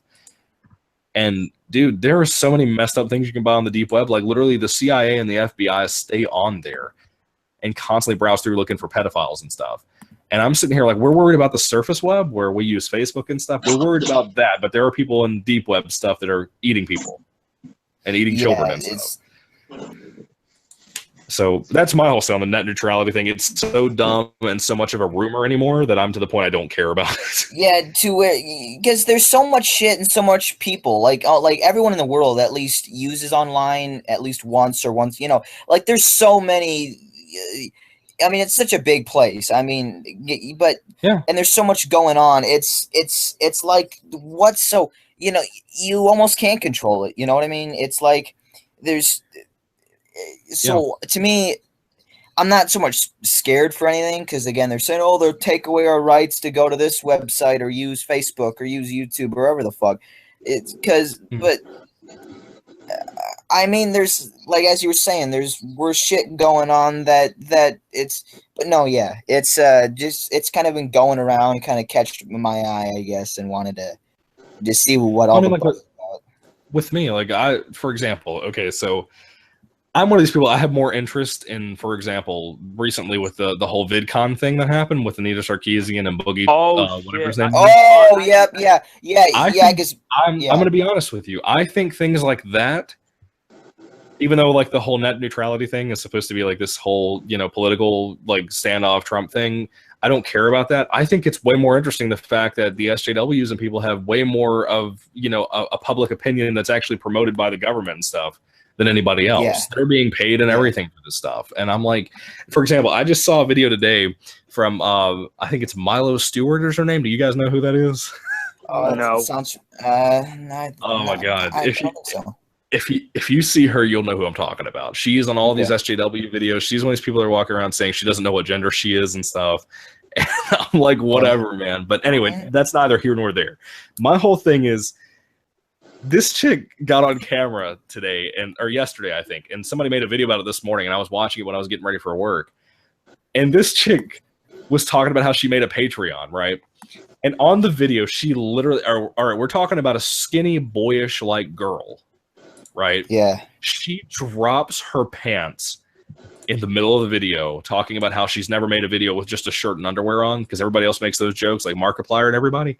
This chick took her pants off on camera, and it's so gross. And I'm sitting here like, I think these people have like more of a I feel like they're promoting these opinions from those people more than anybody else. And I'm sitting here like, I'm more concerned about what Anita Sarkeesian's doing to the internet than what Trump or anybody's doing to it politically behind the scenes, you know? Yeah. Yeah. Like, I think the stuff that Anita is causing, and I'm not trying to like attack her, but I'm saying like the stuff that she's saying and doing, and all of this like common argument over calling everybody racist, everybody's sexist, everybody's a white privileged son of a bitch, you know, all of that stuff irritates me so all my much. Classmates say in my school, shit. Do what? All my classmates say that at my school. They talk about, see, like for example, there's some people. Some of my classmates call my friend John, the only white boy in my school, call him a white supremacist motherfucker or some shit like that. Like, oh fuck. Yeah, and their whole point about that is that they're trying to defeat racism, and I'm like, are you kidding me? But at the same, here's the thing with the girls in my school. They like white people and they hate white people at the same time. They talk about shit on white people, so all this shit about that. When my friend John walks by, he said, "Oh, how you doing, John? I like your hair." I'm like, the fuck. See, and that makes me feel like, I don't know, man. It's like, okay, so I think the beginnings of all this were when you'd have films like, me and Rachel watched this movie the other day. I don't know if you guys remember. It's called Drumline. It has Nick Cannon in it. Huh? Sounds familiar. Yeah, I've seen Drumline before. Yeah. Yeah, it's like 2002 or 3, something like that. Yes, it's like the drummers in high school. And Oh this wait! film, Oh no! Yeah. What this are we film talking about? has. All right, so like this film has nothing but black people in it, and I'm like, okay, I can accept that. Just like Friday, you'll see. Yeah, well, like even with Friday, I'm like, Friday's funny, Friday's realistic, so I can deal with that. But when it's something like Drumline, that I'm like, you're talking about a high school, and the one white guy in it is number one, can't dance according to them. Number two, can't play the drums well because of what they say in it. I'm like, this film produced stereotypes too, and then you have Nick Cannon everywhere talking trash about everybody being a racist, everybody being a sexist. I'm like, Nick Cannon, get off your ass! Like, honestly, you guys ever seen Nick Cannon in Wild 'N Out? He makes racist jokes all the time. Yep. Yeah. Well, another person that does this is Chris Rock. Chris Rock pisses me off more and more every time I hear him. What's wrong with Chris Rock? Chris Rock is like the most racist dude ever. No, like, he's how can he be racist? Dude, every joke out of his mouth is white people do this, white people do that. Well, that's like his style of humor. Yeah, but it's still racist. Yeah. Yeah, it's like saying it's like okay, it's like saying this. Like if I made white people and I'm white, that's still being racist. Actually, glad you guys brought this up because me and Parker will talk about this later on the podcast. We'll probably. I think he probably knows what I'm talking about. Probably view it like a disgusting or talking about. Parker, are you there? Yeah, I'm there. I'm here. Am I there or there? Here or there? Which one do I use? There or here? I'm here, but I'm there. Right? I'm both. Yes, I'm both there and here. Yes. Yes, but anyways, I'm kind of glad that you brought. Thank you, Michael and Matthew, for bringing that up because.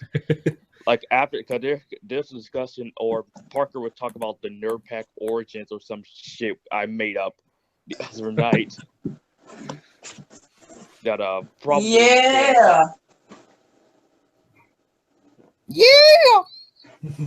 Sorry, I thought we were all. But okay, you'll finish, and I want us to kind of like discuss. Well, I want to say something to both of you guys after you're done. Okay. Or whoever's talking. Okay, but no, as you're saying. Huh? Like who? Huh? Who was I think Michael was saying something, or he was going to what he was saying. No, I was just listening. I was waiting for what Anthony was talking about. Yeah. Well, I'm still deciding if I'm here or there. I don't know which one. You're on here. You're on here. Yo, Michael. I'm on the air. Shit, I don't know. Is that what you said? Shit, I don't even know. I don't even remember. What are we talking about? Dude, this is the dude. Welcome to the Nerd Pack, man. Okay. Anthony was like, Tavia, man, if Tavia's here, he'd be like, anyway, guys, let's talk about, some of the newest news in the comic book, but no, yeah, man, I wish But Tavia anyways, Yo, Michael. Yeah. I'm not sure. I think you're still doing it, right? In October, the 8 Halloween, like watching the zombie remakes of Halloween, me, right? You were up with that commentary, like. You were talking to me about that, Parker, right, Parker? Yeah, I would be up for that. Yeah, I mean, Michael, do you want to join us for the Rob Zombies? Yeah, but dude, I would, but like honestly, I never have any time. Like, I'm surprised I Yeah, was able to get on tonight. See, the one thing, I am so fucking happy and so fucking surprised that Michael's able to join, honestly. I was so happy, dude. Like, me and Rachel, like, okay, so like with my new job, I've been getting up at like 4 a.m. and staying up until like 10:30 every single night. Like, yeah. Like, I get like no sleep, and then like usually when I get out of work at 2:30, I go and hang out with Rachel all day, and like I might take like one day a week off to hang out by myself, but like even on Sundays, dude, we're busy with church and stuff.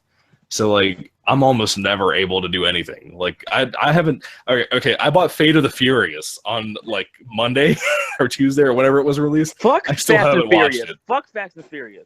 Why? I love the franchise. That franchise is awesome.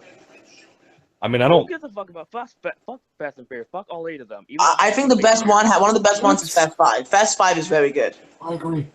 See, I think for me, okay, so I'm like the only person in this group. I love Tokyo Drift. I think Tokyo Drift. Oh no, I love that one. Tokyo Drift is one of my favorites. I love Tokyo Drift. All right. It's one of my favorite movies. See, and I think what makes Tokyo Drift works is that even though Vin Diesel's in it at the end, Tokyo Drift stands alone by itself. It's realistic. It's awesome. It's a drama. It's a thrill. It's like 2 hours and 45 minutes, and Me it's and Parker amazing. are the only ones who doesn't give a shit about this franchise. Yeah, honestly, let's be Well, honest. no, that's I one of the mean, best I'm ones. not love the biggest Tokyo fan of Drift. them. I can care less. But no, I mean, I've seen the first one. I think the first time I watched it was at a sleepover with my friends when we were all 8. I didn't really think any of them were quote unquote good films until Fast 5 was that I'll say was. Yeah, I was very surprised with that. I saw it at a friend's house. But no, I mean, it's not that I ain't a fan or are a fan. I'm just, I mean, if I had to watch them, I wouldn't. They're like the Transformer films, but better. See, and that's what I feel. I feel like for me, I'm not really a fan per se. Like, for example, my friend that I work with that's actually training me, his favorite movies of all time are the Transformers films and the Fast and Furious films. And I'm sitting here, I love it. That's what I said, of all time. I'm like, you're kidding me, right? But anyway. Yeah, I get judged by taste of films, yeah. Yeah, like, me and Brock were talking, and he said that, like, for example, he loves the first John Wick. I cannot stand John Wick. It is the most overrated thing ever. The only guy in the podcast. John Dick. Dude, I don't know where all of the praise comes for that. I think the biggest issue is that people don't realize how much of a ripoff that thing is of all of the stuff that's come before it, of that genre, of the whole vengeance thing. I still haven't seen John Wick. Whoa. Dude. Hey Josh, what's up, man?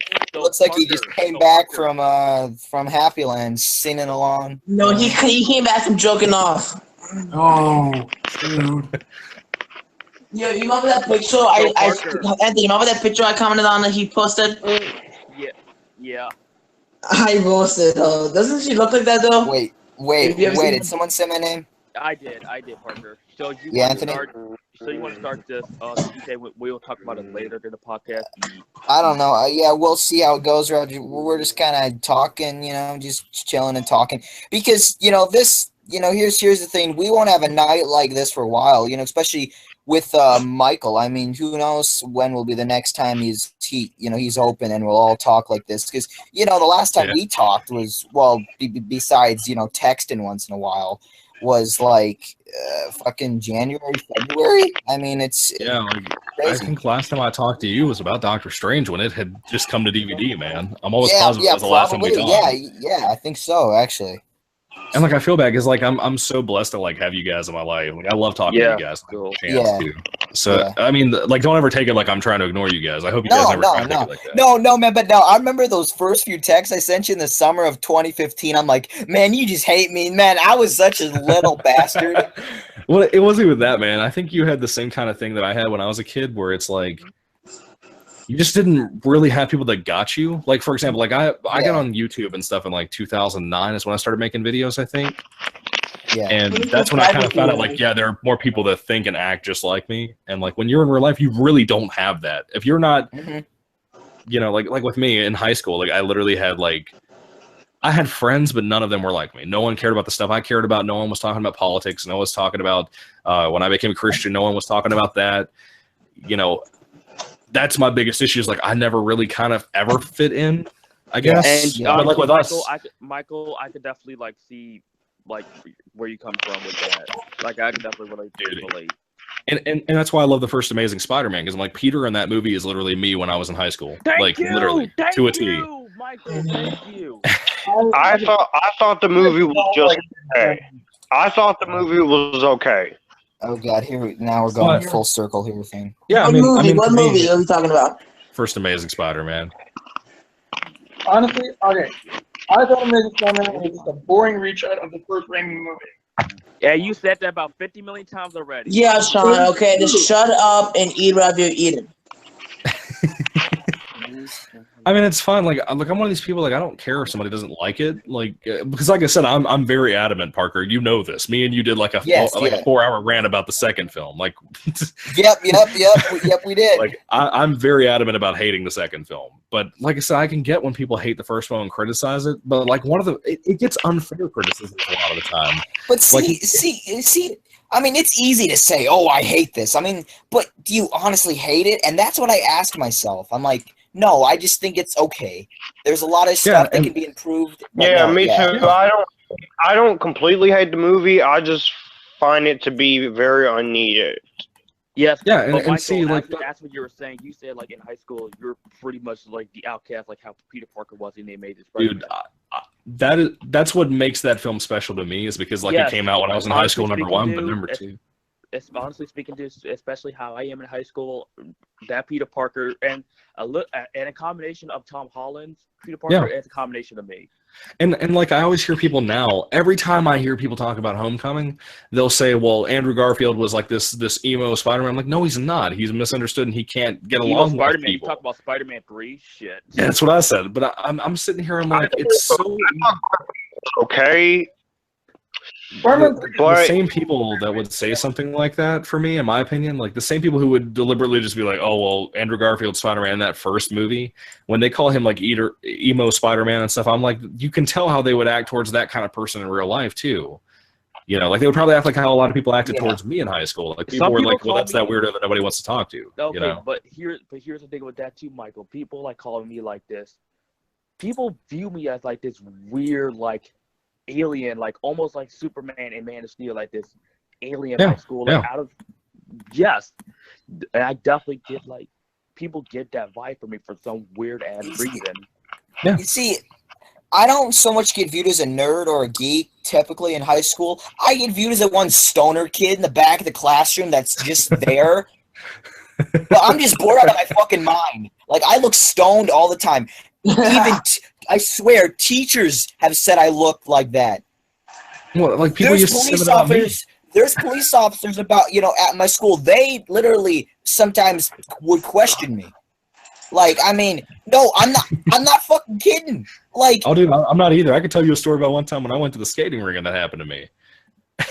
Like, I mean, it's crazy. I'm like, do I really look like I'm stoned all the time? I'm out of high school, so good for you. Oh yep. Congratulations, Josh. You made it through. I've never said that, but congrats, man. Yeah, it was high school. Over 5 years. Well, good for you, because my high school experience not fun so far. Dude, I hated my high school. Man, high school feels like the longest fucking. I love it. You see, me and Anthony are at the same point here in our lives, okay?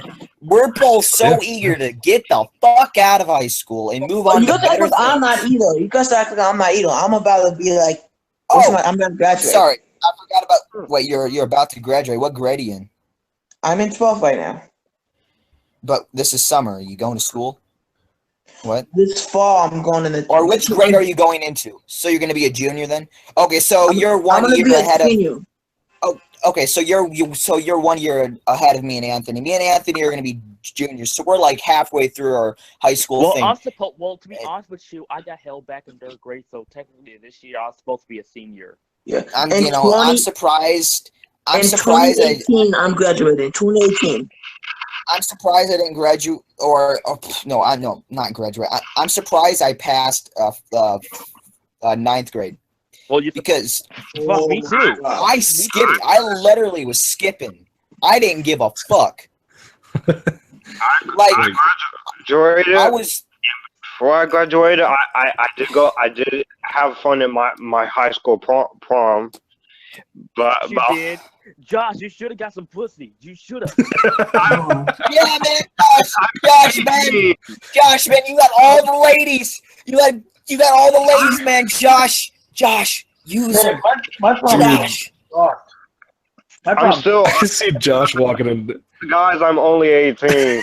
No. Josh, no, that's only 18. That's the age to get laid, dude. Man, that's the age where you can like. Josh, do it, man. You won't regret it. Josh, do it. I could see Josh walking. Josh, but do one favor. You better wear you better wear a condom though. You better wear a condom. I could see Josh walking into like a club and be like, "Hey man, hey lady, I saw Wonder Woman." y'all trying to be funny. Told me like Wonder Woman.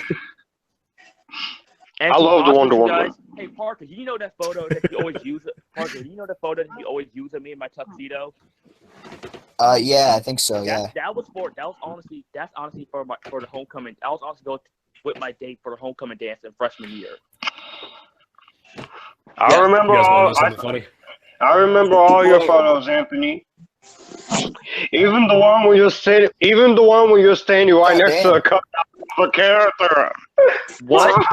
What? I don't even know what just happened. Wait, what? I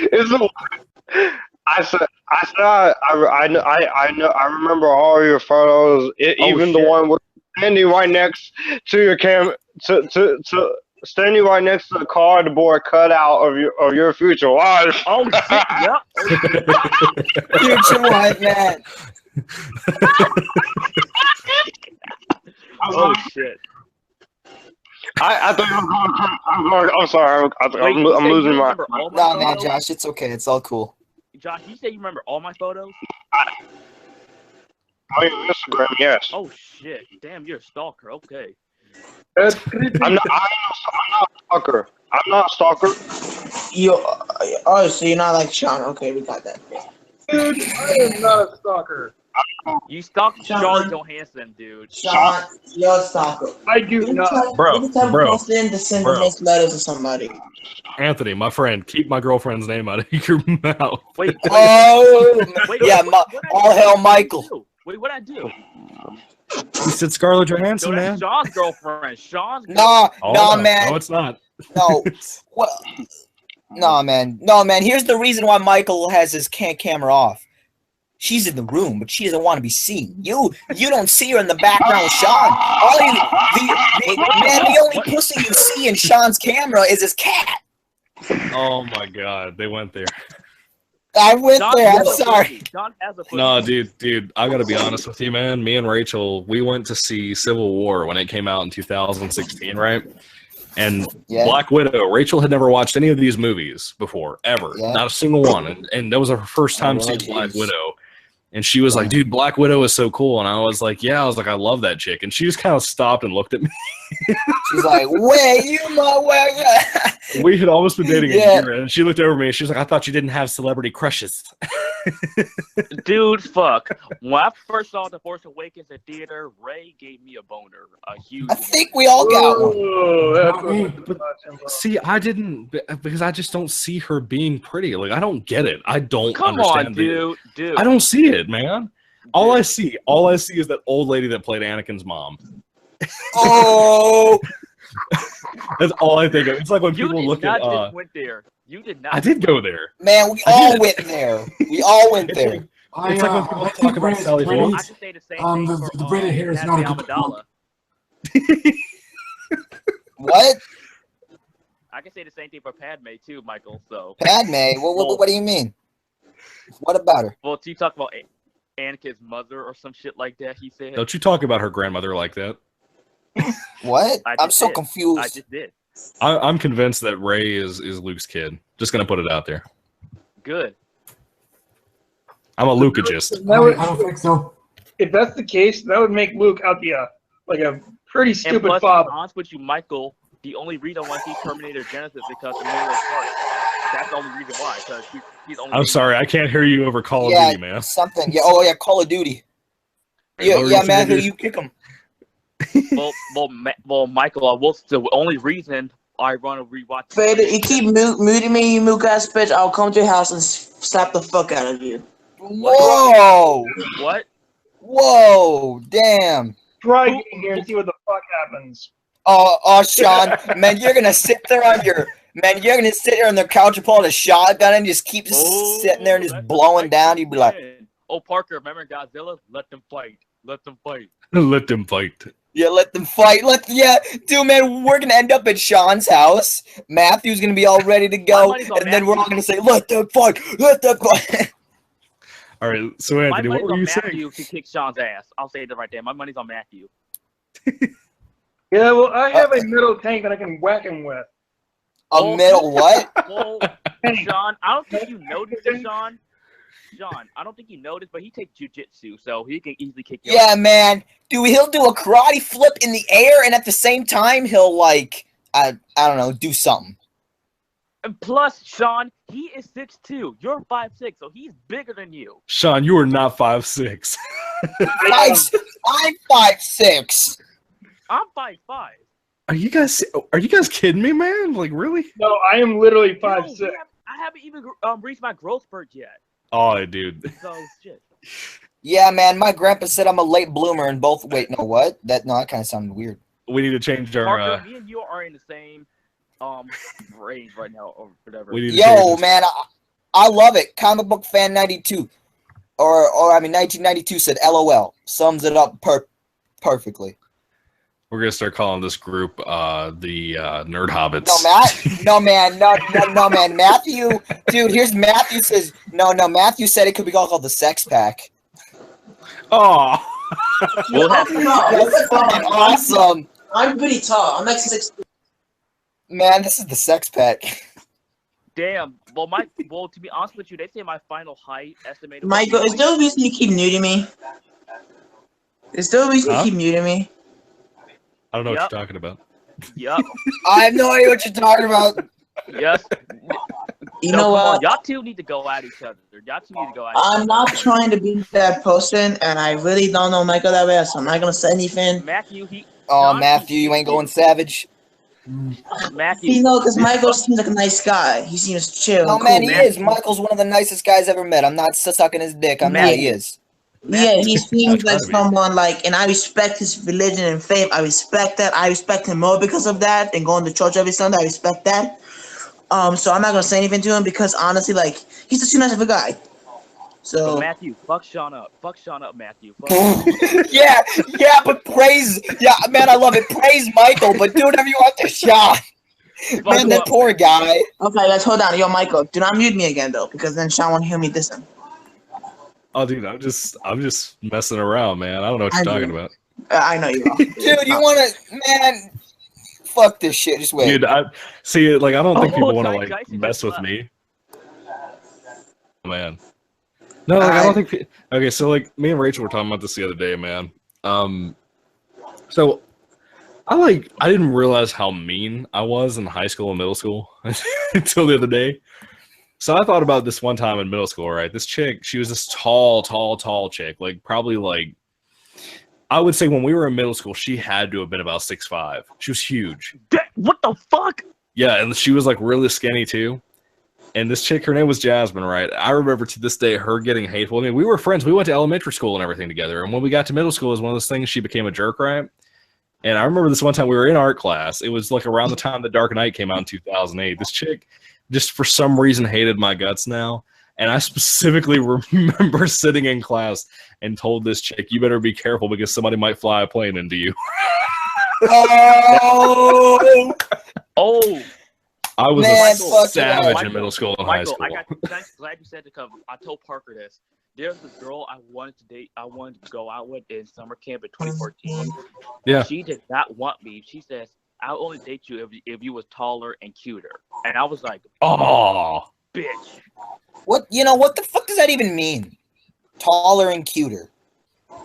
Let me tell you one thing: guys aren't cute. They're not. No, and if they are, then there's probably a problem. Yeah, obviously. I don't know about people, And man. Parker even knows this too. And people trying to say like, "Oh, Anthony, you don't get pussy." I get pussy, but I'm just around the wrong type of girls, especially like where area I'm at. And Michael, do you ever like had a girlfriend in high school or middle school, or did girls ever had crushes on you or whatever? Well, see, like with me, dude. So I'm one of these weird, rare cases. Like I had like long distance relationships through all of middle school and high school, and literally Same Rachel. to me, bro. That's same shit to me, bro. Same shit. Yeah. Rachel, the one I'm with now, she's the only one that I've ever dated like actually in person, aside from a couple of like one-time dates. Man, you see, that's the thing with me, because lately I've never. It's not like I've never went out of my way to like.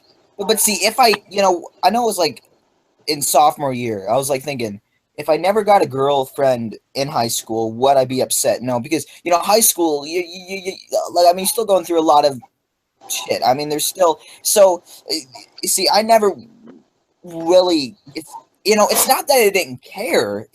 I did. Of course, that's but do you know what? But do you know what I mean? To where like I'm not like desperate. Yeah, I know. I get what you're saying, Parker. I get what you're saying. Like to where let's say. Well, I mean, as you were saying last night, I think when we were talking, Anthony, when you said, Anthony, that if you went to my school, you would be getting a lot more girls than me. And you know what? I even said that would be the truth, and I'm still saying that now. And see, I wouldn't have like a sort of a jealousy issue with that. You know what I mean? Because I don't know. I've always had the weird, or not weird. That's not. I don't even know why I said that. I've always had sort of, or known that that eventually, well, something like with you, Michael's, where you've eventually found the girl and you've been together for a while now, and I mean, have I ever told you the story about how me and Rachel met? I don't think so. You might have. I'm actually interested. Okay, so let me tell you this, man. Like, I'm gonna rock your world. Like, this is exactly why I tell you guys, like, when it comes to stuff like this, don't worry about it, like, at all. Yeah, so, man. Yeah. Me and Rachel. So we've been going to school together the entire high school career that we went. She went to school with me for 4 whole years, right? And I've been graduated for 4 years. Now, 4 years of going to school together, she knew who I was and I knew who she was. She knew that I hung out with the kids that did drugs and stuff, even though I've never done drugs in my life. And she hung out with the preppy kids, so I thought that she would be a douche. And I didn't want to talk to her. And she didn't want to talk to me. So we get out of high school, we graduate and everything. Everything kind of, grows on us and whatever. And, she goes through all this trouble with some ex-boyfriends and stuff. One day she sees me on Facebook and she remembers me. And she sees on my profile, apparently, like I said, we weren't friends in high school, so she didn't know that I became a Christian and whatnot. And she saw that I was a Baptist, and she's a Baptist as well. And she added me on there, and we started talking on Facebook, and we became really good friends. We had one date, right? We were going to set it up, and she ended up, not telling me where she was going to go. She ended up ditching me on that date, right? But a lot of it was because of the ex-boyfriend thing. So about, I want to say about 6 or 7 months, something like that goes by. She contacts me again. We start talking again. My mom and my grandmother stayed on my case about how I needed to ask her out. And I was like, no, I don't like her. She doesn't like me. She proved that last time. My grandmother gets sick with cancer. She passes away about maybe, I think she passed away in August or September. It was September when she passed away. Me and Rachel had our first date October 27th, right? Within about a month was when God, for all of a sudden, was just like, you two need to go on a date. And we did. And I'm not kidding.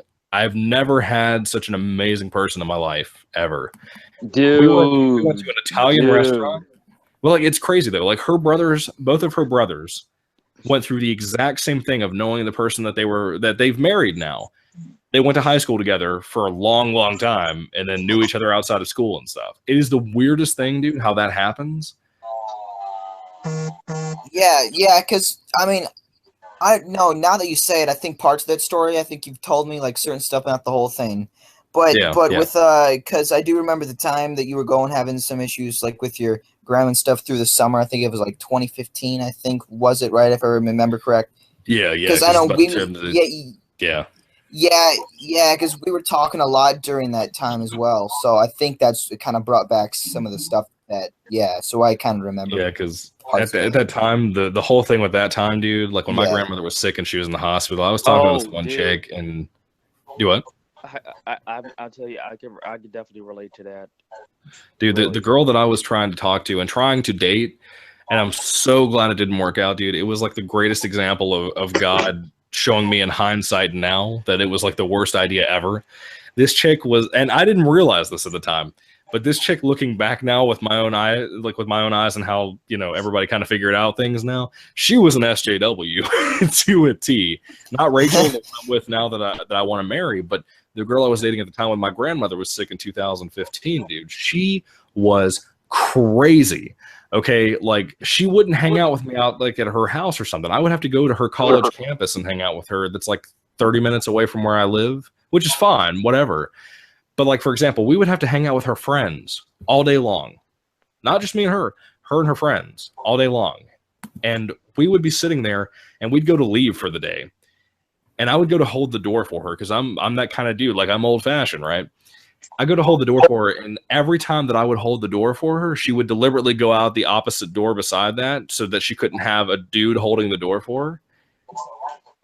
And I was desperate to be with that girl. And I'm not kidding, dude. Looking back at it now, I'm like, I would have been miserable. You know, it would have not worked out. She wasn't like an atheist that like just didn't believe in God. She was militant, right? Like she hated the fact that I was a Christian. And like that's a little factor in there, but like that's what I'm saying. Like we tend to hit these points where we're desperate for stuff. And I'm not saying you guys are like that. I guess I'm getting to a personal therapy kind of thing right now. But at this point in my life, I was. Yeah, you're not wrong, bro. Like I'm not gonna. Oh crap, Jason, shit, Jason's killing me. Oh fuck, Jason. Jason, get the fuck away from me, Jason. Well, you see, as I was kind of talking before, you see, I've never been that sort of mindset, like desperate. Always.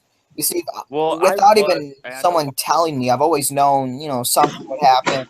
Or, you know, life has a weird way of, you know, things happen. You might not think a certain thing would lead to something or cause something to happen, but it has a weird way of kind of fixing it or working out in the end. You know what I mean? And I've always thought that and believed in that. And so, I mean, but yeah, no, I mean, what you were saying is, it's a great, I guess. Michael, I think I could definitely relate to that. Plus, Parker, of course, he probably knows this too. Like around the time he started YouTube, it's like late 2015. I was going through like a weird depression. Like I was like, my mind. I was like, it was like I don't want to go back to that.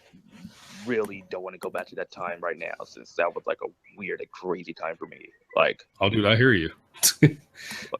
Like, and I was, plus I don't want to really say it on here because I don't want people like judge me or I don't really care what people say about me, but I don't want people to like assume like weird things about me. But I'll probably say it later. Or whatever. But no, it's like serious. So no, I understand, man.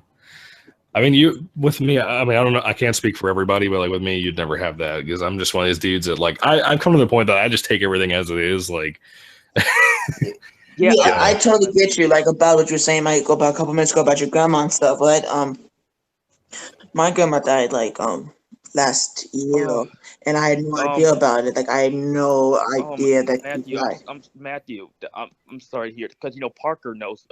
Parker and Sean, they definitely knows that my. Well, because like I always saw her all the time. Then I moved to New York. Guys, hold on. Hold on for a second. I'm getting emotional. So I lived in Maryland for 13 years of my life, and then I moved to New York to live with my mom. And I didn't see my grandma for like over 6 or 5 years because I've been living in New York. And turns out She died in January in 20 Oh in my god! Oh 2016, my god! and nobody Oh my told me god! till the summer. Yeah, dude, I pretty much every single day came to my grandparents. Like that's where I live now, is since my parents got a Yes, divorce in and 2004. Parker, Nobody nobody nobody but told Parker me knows what something. happened till June. My dad didn't tell me what happened till June, and I was living with my mom, so I wasn't there. I didn't see what happened because I wasn't there, and it pissed me off that I wasn't there to see my grandma. Matthew, I'm sorry to hear that. May she rest in peace. I'm sorry about that, Matthew. She And was the Parker, reason. She's one of the reasons that got me like my first toy. She was like the person who got me my first movie. She took me. I don't know. dude, the feels, Matthew, the feels, I'm and not gonna talk Parker. about it because I'm gonna start crying. I'm not gonna cry on Yes, YouTube. and But Parker, I want to say this. Of course, you both definitely know this. That my great grandmother passed a few months ago, and that just kind of like really just. Oh my god! And you know when I was talking to you on the phone, the reason why my camera was off, I didn't want you to see me like how the way I was looking, and of course you remember that time too, Parker, back in March. yeah. Yes, and that's like that time. It was like, oh my god, like I don't know what was really like crazy. Yeah. As I know we definitely have that like Well, I think we can all relate to that from one experience or more because I mean, well, again, I don't really talk about it that much. Not because I don't like to talk about it, just because I don't know, I don't. But you know, my grandpa passed away 2 days before Christmas. This past Christmas, I don't even know if you guys even know. I don't really, but Yeah, I remember you it. see, I don't make a big. Again, well, this might sound weird, but I'll explain. I don't make a big deal out of it, and again, that might sound like a dick, like I'm being a dick, but no. In fact, you see, no. Obviously, I felt sad, and you know, me and him had a lot of memories and did a lot of shit, and I was there in that room that he passed away in that night, just a few hours before I left to go back home from my grandma. So you know, but I felt sad. I cried, but obviously, but I don't sit there because we all know the 5 or 3 or whatever the stages are of grieving or all of that stuff. You see, I've kind of just faced the fact that you know you move on. You remember them. You remember the stuff that you did with them, what they and all the good stuff. You remember that and keep that with you. And if you keep because you know I knew a lot of people who kept constantly thinking about stuff like that, well, and then they I was would really just turn honestly, into a completely different. You see, it's kind of weird. Like obviously, but you know what are you yeah, trying to but say Parker, something? No. I was honestly getting to that point when that happened because I was like I had to stay off But, Facebook for a while. I had to stay off the internet for like a while. I mean, I was active, but I had to look at stuff. But I was really like, yeah, but see, no, yeah, but to me, it never came to that point because I don't. Not that. Well, again, I don't know what I'm. But no, it might sound weird, but no, you see, because well, one big reason why freshman year was such a big pile of shit for me, it was because again, this is the first time I'm revealing this online, and I don't really care what anyone says. Again, I don't ever okay. really do. Yeah, Anthony knows what's just gonna. Uh, you know, one thing, me and my relationship with my dad has always been interesting, to say the least. Um, Yeah. you know, me and him both have autism spectrum, and it's interesting because me and my or not me and my mom, my dad and my mom, when I was 5 years old, sent me to this one therapist doctor's thing because they said they didn't know what was wrong with me, and my dad didn't know he had autism back then either, and Yeah. and it turned out I had autism, and I am, you know, with the, you know, but that's besides the point. And the thing is, me and my dad always had a weird relationship, but it turned out that in September of 2015, just 1 week into ninth grade, he came out and revealed that he was in fact transgender, and I know that's a big deal. That's crazy, and it shocked me so. You know, it was. I remember you telling me about it, man. Oh well. Oh yeah, man. I probably did tell you. I know I told Anthony and maybe Sean, but see, you know, it was a big deal. I mean, you know, try to picture yourself as that. And see, and plus my dad before that was never. He always, again, I can go into way more, but it was never your typical father and son thing. I mean, it was weird. And then, well, before that, we spent 5 years because after my parents got divorced, which I thought it was my fault. Again, I can go into more on that, but anyway, just to shorten that up, they got divorced like every parents do nowadays. It's crazy. My dad was going around and he found an old girlfriend he used to date back in middle school, and it's the same middle school that I went to. But anyway, my point is they started talking, and then she had a family of her own, and there was 4 kids, and there's 3 on my brother and my sister. Then we were trying to blend the family, and it just did not work. And I could tell something else was going on besides the fact that we didn't blend it all together at all. And you see, and then that, and again, there's so much more I can go into that. I'm not going to spend or waste too much time on that. But they didn't, and then, well, we didn't really knew about it until my dad, came out and revealed his, I guess his, or I should be saying she. Again, it's but and then now with my mom. Back then, I never saw my mom. I mean, when my parents were divorced, my mom was my mom had to move everything of hers into a fucking hotel, and that's where she had to live. And it was a shitty hotel. It was no. Yo, we shouldn't be live about this shit, guys. I don't give a fuck. I don't give a fuck. I mean, you see, Matthew, it's his podcast, so let him say it. You see, and if someone's gonna, I don't even care, honestly. I never cared. It's I've never. It's not that I've been through so much shit to where it came to the point where it doesn't affect me. I probably never had it rough. That's not what I'm saying. But the one father figure that I've really found is with my uncle, in fact. And I know I made a post about him and stuff, and he was going through a lot of things with the whole with his I think it was like kidney kidney failure. I think it's with his diabetes he got in the early 2000s, I think. So see, and he basically did die, and then they brought him back to life. He was basically unconscious for 30 minutes, I think, and it was some scary shit. And things are better now, but again, who knows? I mean, it's not like So and then with my grandpa, so it's not like I'm saying, oh, I've been through all this shit, I know how it is, and I'm no, it's not. I think it's I don't know. I found to learn. Well, I guess the main point of this is I found a way how to deal with that kind of stuff. You know what I mean? It's deal with it in a different way, not keep it inside, because that's not good either. But with the whole grieving and feeling sad and about saying, oh, I could have done that, I could say that about tons of stuff that I just briefly brought up.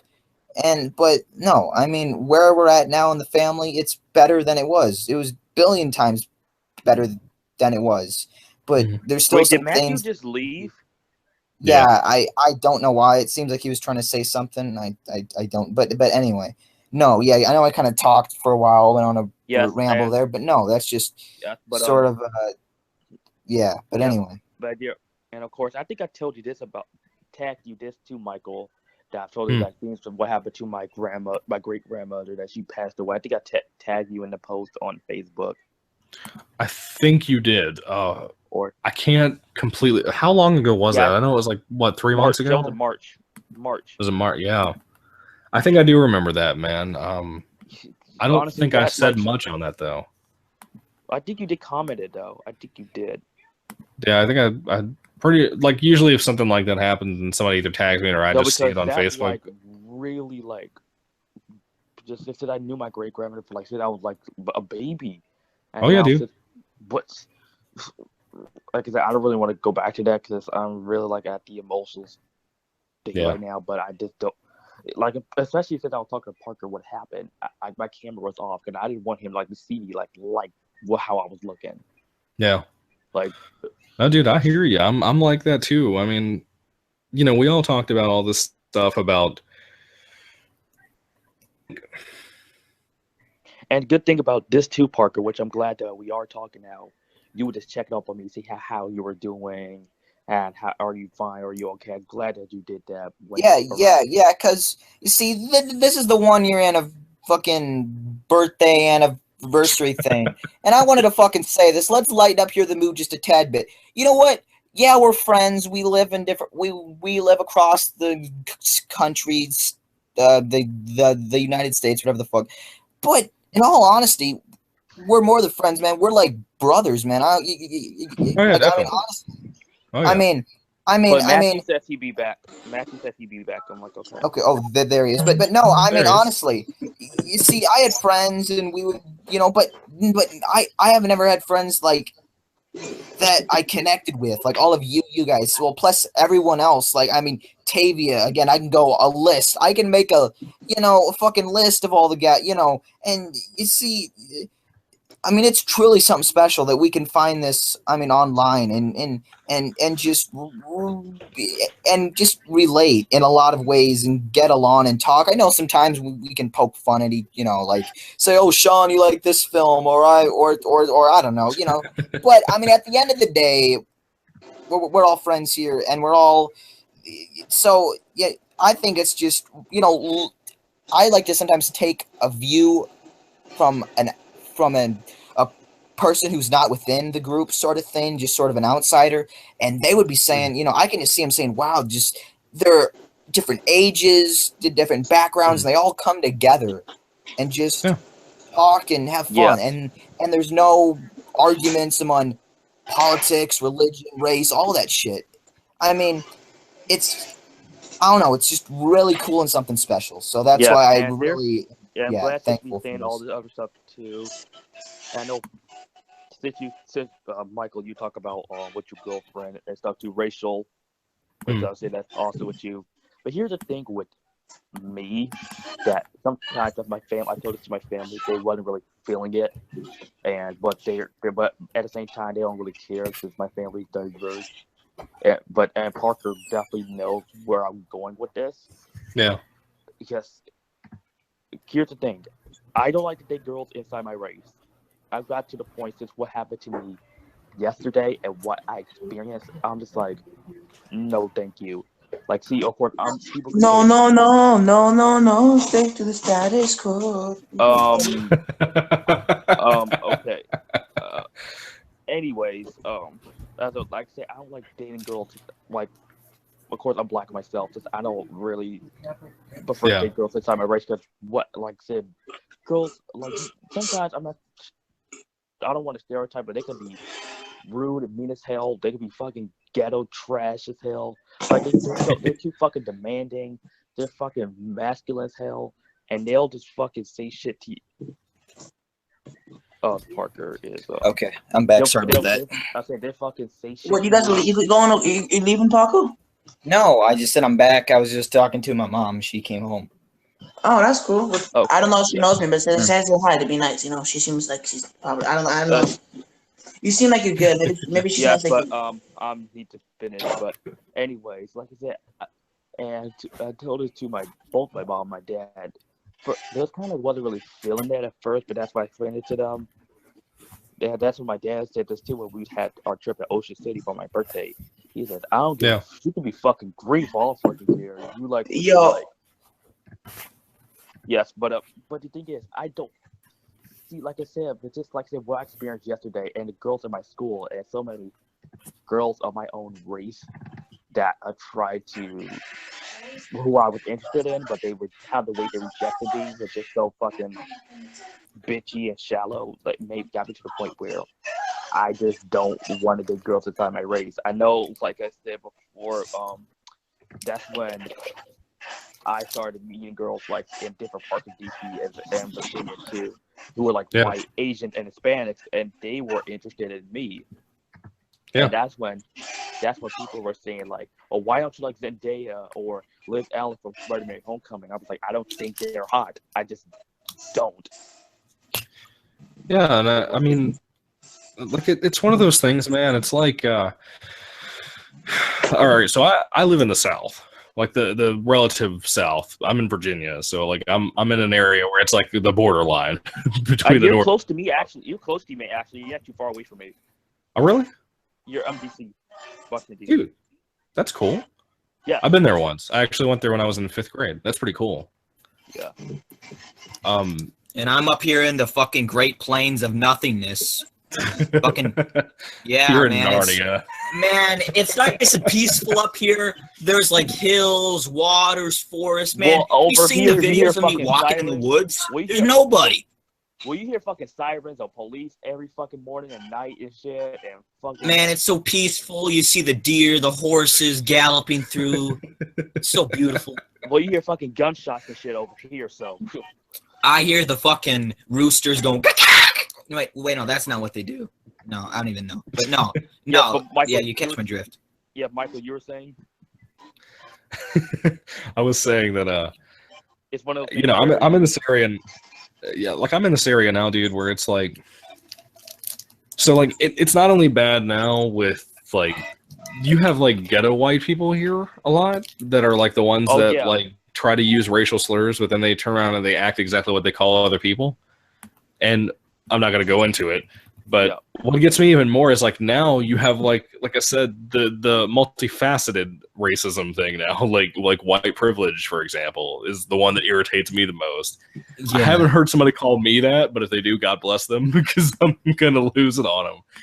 But I mean, that's becoming a more and more common thing here. Like, for example, you know, now people are driving around with the Black Lives Matter thing on the back of their car where they have the blue and black flag. Yeah, I see that a lot. Yeah, and I'm sitting here, I'm like, you understand that's a racist symbol, right? Like, they're the ones that'll like trash you over the Confederate flag thing, and I'm like, I don't care about the Confederate flag that much at all. Like, I really don't. In one way or another, I just don't care about it. But I'm sitting here like, you understand that yours is literally a racist symbol. Like, I don't know about the Confederate flag thing. That's debatable. It could possibly be both racist and iconic. But like that one, I'm like, that's non-disputable. Like that one is racist. And what's racist? I missed something, didn't I? We were talking about like how here in Virginia, there's like all these like people driving around with the Black Lives Matter thing on the back of their car, like the blue and black American flag. Do what? The Confederate? No, it's the Black Lives Matter thing. That's like the blue and black American flag. Like they took the red and white and blue out of it. Yeah.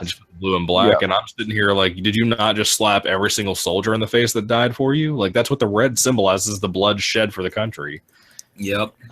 And I'm sitting here like, you have these people that'll pull that kind of crap and they'll be like, oh, it's because of the white privilege. I'm like, not all the soldiers were white. You know, get over yourself. Yeah. It's, see, I know that, you know, there's so much different people in the world. So much that with all these different beliefs, ideas. You see, and, you know, it's easy for us or me or whoever to just sit there and see it all happen and be like, how is it so hard to just, because you see, you see, people are born racist. They aren't because they get it from their parents. I mean, they aren't like just choose to be. Hey, I'm gonna be racist because, well, why not? You know. Yeah, but I wouldn't make the argument to say that they're born racist. I would say that they learn it just like they learn to walk, learn to talk. No, I probably used the wrong word there, being born, because it's not like you're born. It says this is right, you know, but no, I mean you see when you're young, you see things, you experience things, and you do what you see, and then because that's what you learn. But see me, I mean. Again, it's easy for me to say, why is there so much hate against all these different? Yeah, we all are all different. We all have our but you see, it's easy for me to say that, but there's just so much that goes on, and see that's why with me it's just really overwhelming. You know, you go on the news and a lot of them lie and have like their own fake. You see, and it's just some bullshit I really don't even want to go into. Yeah, especially remember the heavy metal podcast, Parker? Yeah. See, when we were discussing, one guy commented in the live chat. But don't say the word. Don't say the word though. No, man, I ain't gonna say it.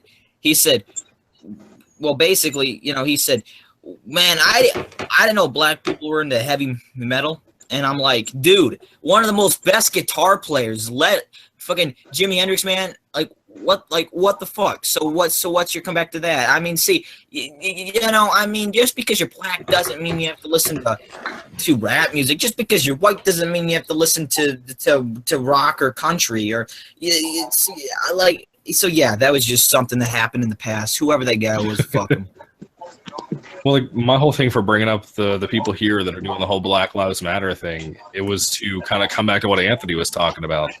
You know, I get mad because I keep seeing people pull that crap. Like I have so many people here already that like for example, you know, 5 years ago, you would have a lot of people at my church that would be like, well, if a black and white couple get together, then that's you know a stupid thing, and that's like old time racism. But then now it's like, that's honestly. Yeah, well, that's what I'm saying though. But those people are long gone. They all left the church because I don't think they were really Christians to begin with. But the thing with me is that now I have people like that I went to school with and stuff that are on Facebook that will put up like a status that'll be like, you know, they'll, like for example, one of them was a black girl that I know that I used to be really good friends with, and now I've like just went ahead and deleted the person because I'm like, I can already tell what you're gonna be like. And she was like, she's a black girl and she was really sweet in high school, and now she's putting up statuses like, all of these black girls that are dating these white guys, you guys got to be ashamed of yourself. You should date purity. And I'm like, are you kidding me? You serious right now? Yeah, that's yes. And to be honest with you, there's like a double standard with that. They say, oh, it's okay if a white guy dates a black girl or a Hispanic girl, but if a black guy dates a white girl, oh, fucking controversy. Yeah, and I mean it's to the point now where it's become reverse racism. Like that's what irritates me because like now no one can win. Like there can't be like, oh, that person over there's racist, therefore I'm morally correct. Like it can't be like that now. Now there's like 5 different dimensions to it. Yes, and Michael, have you seen Get Out? Oh boy, yeah, I did. Yeah, I did. I figured because that honestly, I felt like that movie was made for me, especially with that interracial this theme of that. It was like that. Felt like that movie was made for me, especially like with the stuff that because all the girlfriends that I have, like I know. What gets me with that movie, what bothers me with that movie is how, you know, Parker already knows all my rants about Chris Stuckman and Jeremy Johns and all of them. Yep. What gets me so frustrated with that movie is the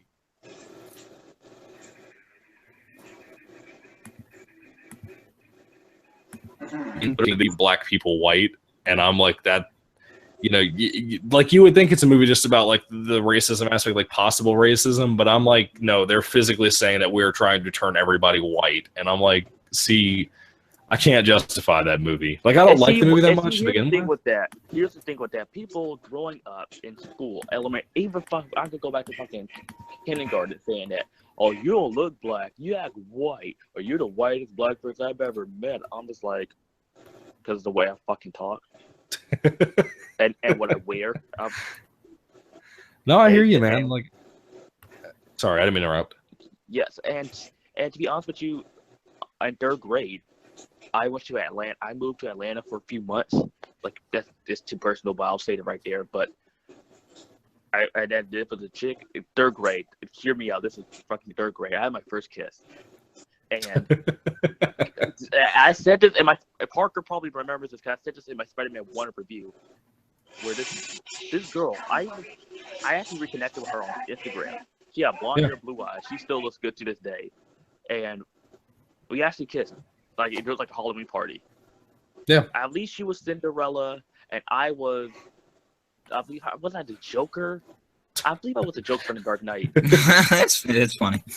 Yeah, that was like the trending like costume. I mean, everybody was the Joker that year. Yeah, it seems like. You know, Dark Knight came out 2008. That was 2008. I had my first kiss, and to be honest with you, I can't believe looking back at that. I can't believe I actually did that. Like for an 8-year-old, I was fucking 8 years old, and looking back at that was honestly pretty amazing for me. Oh man, you had some game because I literally didn't get my first kiss until pretty much Rachel, so about 2015. Oh, okay. Yeah, well, like I said, I was an outsider. Like everybody hated my guts. So yes, but now since I moved back to DC. And a whole black community neighborhood, it's like nobody fucking knew who I was. So if I go to like a diverse area, people like talk to me and shit. So pretty much. I am more when it comes to dating. For me, I'm more for the interracial part of things. Like when it comes to whites, even Mexican girls and Asian girls, I do find attractive too. And yeah, one time, huh? What'd you say there, Michael? Huh? What, Michael? Oh, I just said yeah. Yes, and Parker. I know Parker, of course, remember this too. This like a few nights ago, where it was me, Sean, Parker, Matthew. We just described each of our girlfriends, and what Parker said is how my wife or girlfriend would look like. He fucking nailed it to a T. I was like, dude, you fucking know me. No, I'm serious. Like, I'm that kind of guy, motherfucker. You know, nah, I'm just kidding. Yes, you're Charles Xavier, where you're a mind reader, shit.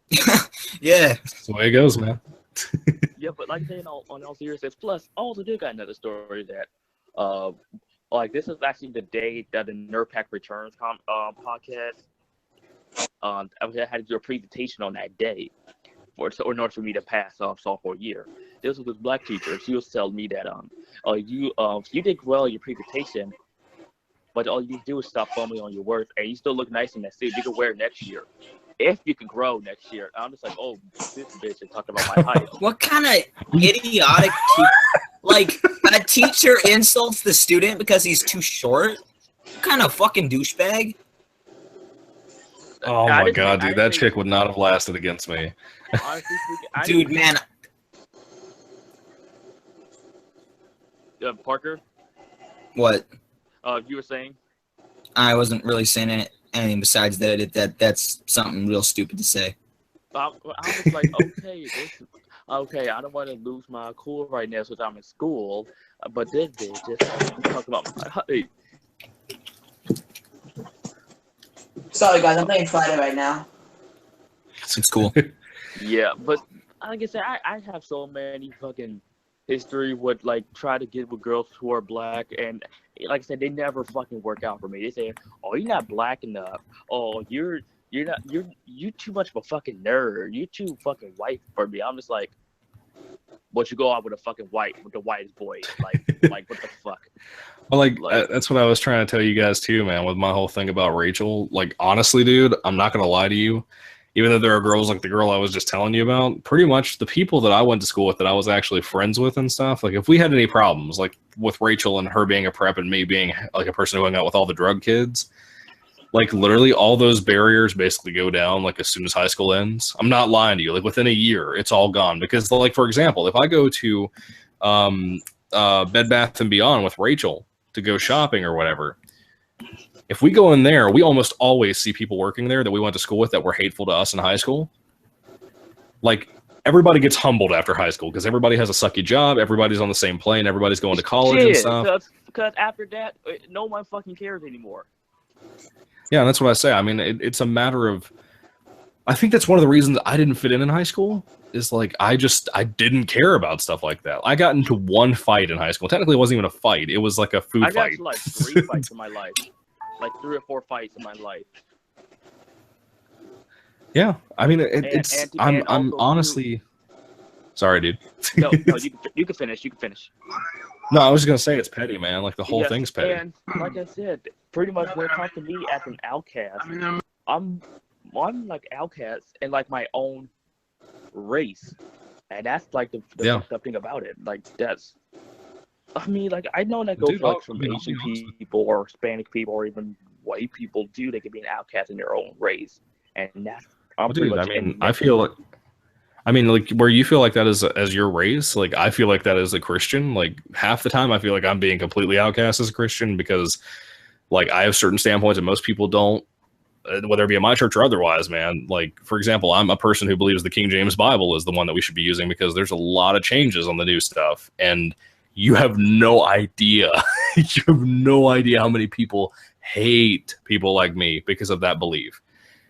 And like, I hear it all the time. I don't care if it's from my pastor at my church right now that's an intermediary pastor. I don't care if it's, you know, a person that doesn't even know me from the internet. Like, I get it left and right all the time over that belief. And that's what I'm saying. Like, I get stuff like that constantly from people too, just like how you do with your race thing.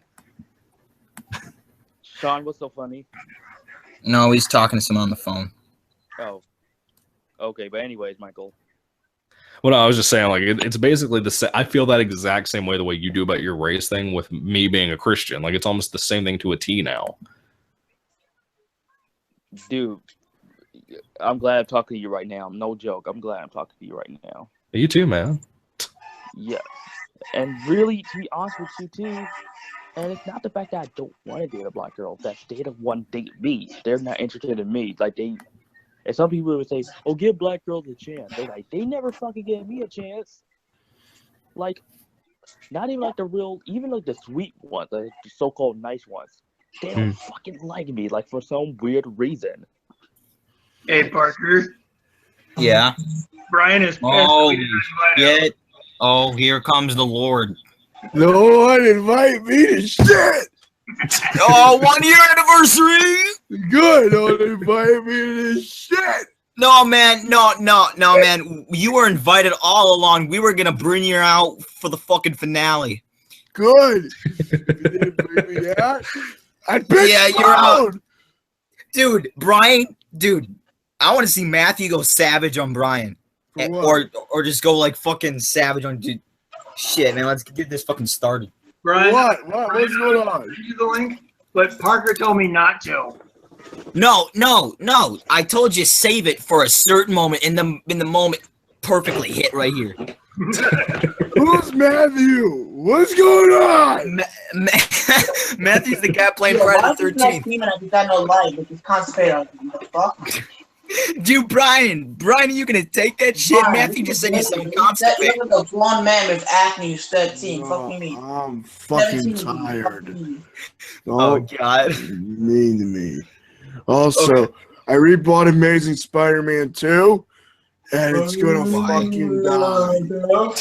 Oh, it's gonna fucking die. Are you gonna break it? Are you gonna destroy it in a video like the I'm Batman? gonna either smash it or light it on fire. Send it to me. Send it to me, Brian. Send it to me. Hey. Hey, I'm the only motherfucker that makes fun of the fucking Donald. Come on, tremendous. Send the movie to me, please. Believe me. Why, you don't want it to die? No. Why don't you want it to die? It needs to pay for raping Spider-Man without lube. It didn't even give it a guy. Without lube. It didn't even give the goddamn common courtesy of giving him a reach around. Fucking bastard. Yo, in all seriousness, Brian, I just wanted to say, I know there was a time where we were talking on Skype, I know a lot, and you were sort of telling me a lot of stuff about with YouTube and certain stuff, almost being almost in a way kind of like a mentor, older brother type kind of thing, which I do. I just want to say quick, I do appreciate that. I just want to say that here quick. I never probably said that before in the past, but just want to that's throw fine. it out there. You don't got to thank me. Just stick your own style and make your own videos and be happy. That's my view. Yep. Yeah. Also, I think I'm gonna get into an argument with my friend who has a YouTube channel, and we're gonna debate about The Force Awakens and if Rey's and Mary Sue, and Rey is hot as hell. Rey is gay. People making fun of my Rey. Making fun of my second fave, Daisy Ridley. I wasn't making fun of. No, you not. But Sean and John have in the past. Even when last night when we were talking about Spider-Man: Homecoming, John had to bring up the as he calls the hobo with a stick. Hey, you want sexy looking hobo? Oh yeah, I know, right?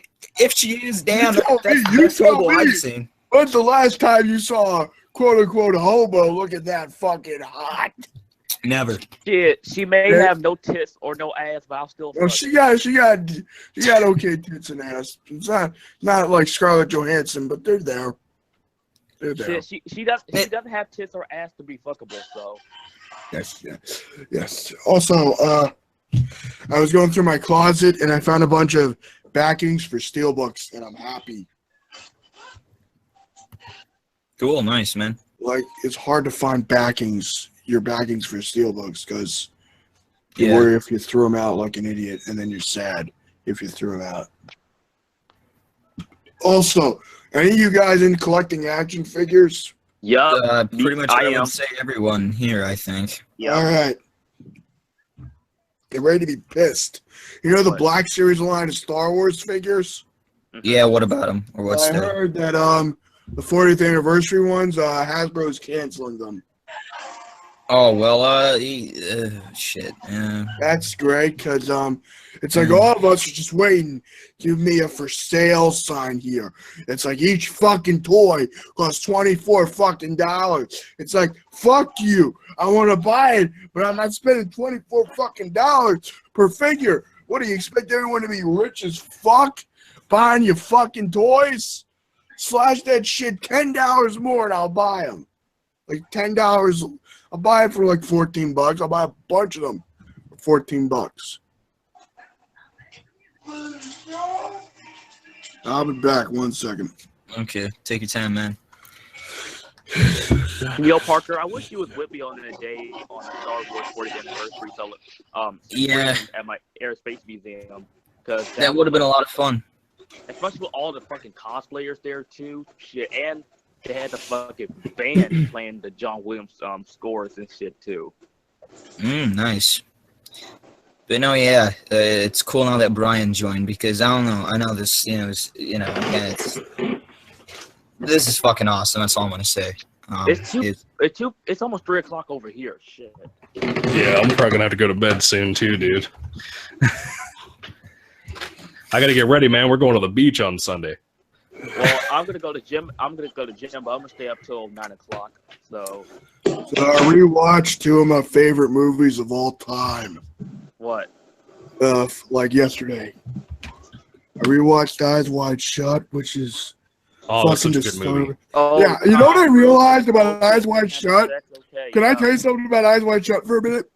Yep. Okay. You know how to make teenagers not want to fuck each other in high school for health class? Yep. Okay, show them this fucking movie. Bro, what it look like? What the fuck it look like? Oh my! Oh no, Parker, give me the permission, man. Why are you being You want to go savage? You know what? It's up to you. It's up to you. I got a beard. Why are you being mean to me? I don't What did I know. ever do to you? Dude, You had the Fantastic Four poster in the background. That's what you did to me. Thank you for Eyes Wide Shut. Get the Blu-ray, baby. Or you can't afford the Blu-ray. That's your decision. But I'm not gonna judge. Why are you being a cunt? Why are you being such a cunt? John's the one that Stop being a cunt. John's the Okay? one. Now, as I was saying, I got the DVD because I wanted a DVD. Plus, I had another thing about this DVD set, which I liked. Funny enough, Are you in this your was mom's actually basement or shot- are you in your mom's attic? I'm confused. What the fuck you talking about? Bitch, it's a nice fucking basement. You wish it was a nice basement. You missed it. Man, dude, I wish I had a basement. You're right. You wish you had a fucking basement. Is that where you and Sean take your kids together? Why are you being such a cunt? Why do you look like a fucking cheap ass hooker who I can get $50 on the street for right now? You Okay, have you issues. look like fucking Santa Claus. Dude, Suck my fucking dick, bro. Dude, shut the fuck Dollar up. Tree Dude, glasses. yo, Dollar Tree sunglasses. Can you Dollar shut Tree the fuck up? sunglasses. Why Can't are afford you sunglasses. such a fucking cunt? I can wear Why are you such a sunglasses. bitch? Stop complaining. Why are you a cunt? there you go, Brian. Stop being a cunt. How's that? You stop being a cunt and I won't be a bitch. How's that? And I'm Why not are you being such a cunt? Why are you such a cunt? Hey, why are you a cunt? Oh my Exactly. God, Why are this you is a a cunt? At least You I can just- call gold you cunt. just I can Ladies get and a go. gentlemen, this is At the least I can grand get a finale. go. I can I get a want go. you to answer. Fix your fucking teeth. This is what Fix the your entire fucking teeth. year led up to. Fix your fucking teeth. What did Fix I your ever do fucking to teeth. you? What the fuck did I ever do to you? I said I liked Force Awakens. What the fuck? Dude, man, Bro, I love it, man. You What calm did the I ever fuck do down. to I'm you? fucking with you. Calm the fuck down. Jesus Christ, Metroid, you on steroids or some shit? Calm down. I'm No, fucking with you. I am on anger management problems. Parker, can you please explain to him what I do? I fuck around with people. Like, Okay, Matthew is a Oh. professional. What? Troll. Yeah. I guess, yeah. I In a like the way, joke. yeah. I like the joke around people. Like, I can say Parker looks like the kid from fucking Spy Kids. He does. He looks like Junior Cortez and zombies all over Thank you, London. thank you, thank you. I appreciate it. Okay, anyway, this movie's Oh my fucking God. amazing and depressing Oh, as shit. god damn. Actually, it's not depressing, it's just fucking disturbing. And it's Stanley Kubrick. One doesn't even fuck with your brain. Seriously, Oh my God. if you watch Space Odyssey drunk, it makes more I'm sense. actually seeing 2001: A Space Odyssey in theaters at my local airspace. You want to know my advice? Here's my advice to watching Space Odyssey. None of it, the ending will not make any fucking sense. It doesn't make any fucking sense. Do you want me to explain it to you? Every time, like, I get the ending, but I don't. No, let me explain. Let me explain what I think the ending is. Every time, what was it? Dave, like, after he goes through, like, I'm forgetting the monolith, like, he physically transports through the fucking monolith. Every time he looks at himself, he sees a future version of himself. Yeah, and every time he sees when he another turns into the Star future Child, version of yeah. himself, like what I'm trying to get at it. Every time Dave looks at a future version of himself, that previous version of himself. Hey guys, you want to hold up? You want to see Vader get pissed off? Watch it. I'm gonna do what Vader always does to me. He wants to mute me, right? I'm I'm gonna not mute him. Vader. I'm not Vader. No, I'm talking to Vader. Sean. You know how you like to mute me, Vader. buddy? Vader. Sean, I'm talking about. You know how Sean likes to mute me? Vader. Vader's lost all Sean looking ass. I don't care. I'm gonna mute him. Raiders What are the lost. hell? Raiders are lost. I'm gonna go Okay. out of my way to mute him. I'm gonna go out of my way to get on my laptop and mute him. Dude, What the fuck? Anyway, Anthony, do you get what I'm saying? Is that what I'm making sense? And then after he sees himself in bed, finally dying, he gets reincarnated or some shit. Like I think he gets reincarnated into Space Baby. Yeah, he turns this to the Star Child at the end. Yeah. But it's like, like you know what's weird to me about the Space Odyssey series? That's like a 4-book series. And it only has 2 movies. Where are the other 2 movies?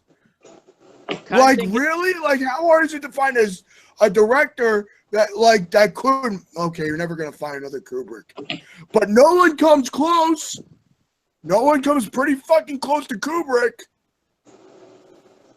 Okay, I don't know. Anyway, so this is another one of my favorite movies, Amelie. It's a really good movie. Yeah. Well, I'm glad you can make it, Brian. Yes. What was I gonna say? Yeah. What I would say is. Hey, Brian. Yes. I have a question for you. Why do I hate The Amazing Spider-Man 2? No. Okay. If you would have the chance to have a threesome with Ray and Black Widow, would you do it? Yes. Why do you even ask that question? Yes. Actually, you know what? A foursome, because I'm joining in that shit too. No, you wait. You wait. You wait. You wait. And the advantage is Black Widow can't get pregnant. What? Wait, what'd you say? Black Widow can't get pregnant. Shit, I'm gonna get pregnant. Shit. You can't get it. Pregnant. She got sterilized in Age of Ultron. They very clearly stated. Like, wait, which version of Black Widow are we talking about? Are we talking about this is the comic best version or like are we talking about comic Black Widow or movie Black Widow? I think just Scarlett Johansson in general. Guys, just remember we're talking about Ray. Remember she grabbed the lightsaber hilt out of the snow across the room. You know something? Yeah, damn it, she'll pull my stick across the room. Your finishing will be ripped out of your stomach before you can even get going, man. That would be the best ever. Ray is not the type of person Ray and Black Widow are not the type of people you flirt with. Because they will kill you. They will kill you. Dude, but no, man. It would be worth it when Black put some Widow shit in your drink that will around my neck. Oh, yeah. No, if you like flirt with Black Widow, she'll be like, she just punch you in the face. Shit, how did her and Bruce Banner fuck then? Like, how do I don't fucking know. She's the Hulk, man. That didn't make any goddamn sense in the fucking first place. Yeah, that was a stupid scene. Well, you know something, Brian. You should talk to Sean because he's Like, the, in he's the one some desperate way, for I Charles get Manson. it because they're both like outsiders and like. I'm an outsider too. No, I mean We like were talking outsiders in like the way that Outsiders. they'll kill each other or they kill. I don't fucking know. I can't explain shit clear because I'm tired. Anyway, I was explaining that. Also, you know, what pissed me off in Age of Ultron. Where the fuck was Betty Ross? Did you forget about fucking Betty Ross? You fucking man whore.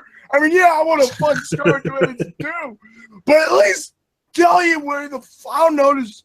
And no, Betty, where the fuck is Liv Tyler coming back? I want to see Liv Tyler come back. I'm going back to my laptop. Yeah, Arwen needs to have a fucking comeback so I can fucking dive in that Elvish pussy.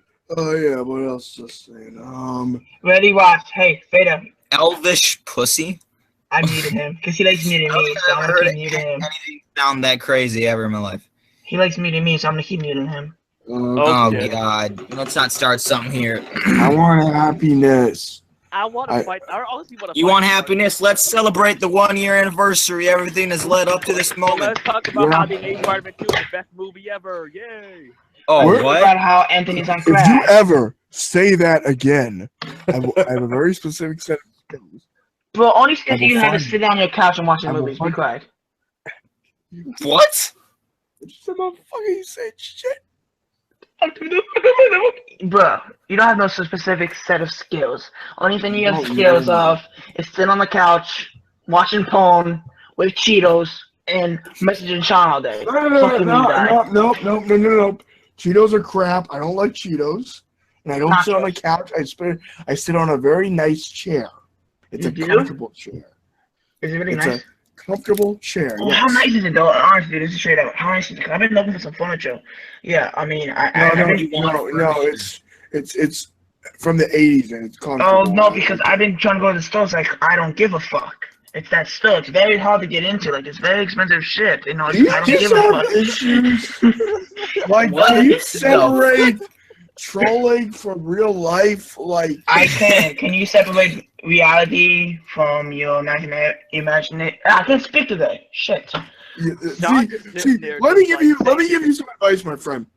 Lessons In friend. order to be In a order to be a man, sarcastic, in order to be a in order to be a sarcastic, man, witty, in order to be a man, D-bag, you need to be awake, have some coffee, and be witty like that. You, Okay. my friend. and if you want to be a have a lot to listen, learn. if you want to be a No, man, you have you're a not a lot man to unless you learn. get pussy. You have a lot to God learn. damn. You're You not a have a lot to man learn. until you get pussy, and Sean's sticking your butt does not count. Okay, so shut the fuck up. What the If I fuck come is over your there. problem? You don't Listen, even life's my know problem. Life's my problem. I'm depressed. I'm depressed, man. Yeah, Well, man. well, Okay, Talk let's to a send Matthew to a fucking- therapist. He needs we'll it. talk to a Yeah. therapist. Sean Dude. just sitting there Get just some taking it. fucking help. Maybe Like, Michael can Hey help. man, I me. think He's Michael's a himself. good therapist. Let's Yeah. get Mike. Hey Michael, can It's you just help that- try to it's bring that- Matthew to Who a has Yeah. a PhD in psychology or some shit? I actually take psychology. I was one of the highest passing people in my class. I honestly, they wanted me to come back next year to be a teacher assistant. Parker, Sean, what so did you say? Yeah, you of just course. sitting there. I honestly Of don't course, even know. I totally believe that. Yes, 1 second. Michael. Okay, so see, it's just I have problems in my mind because every time I see Sean, it just pisses me off. I just want to pound his face. Yeah, Sean, you're just sitting What? Sean, you're Look, just sitting there just taking You the just shit. butthole, man. He's just sitting like Yasha will be in Dragon Ball. Doesn't do nothing, Anthony.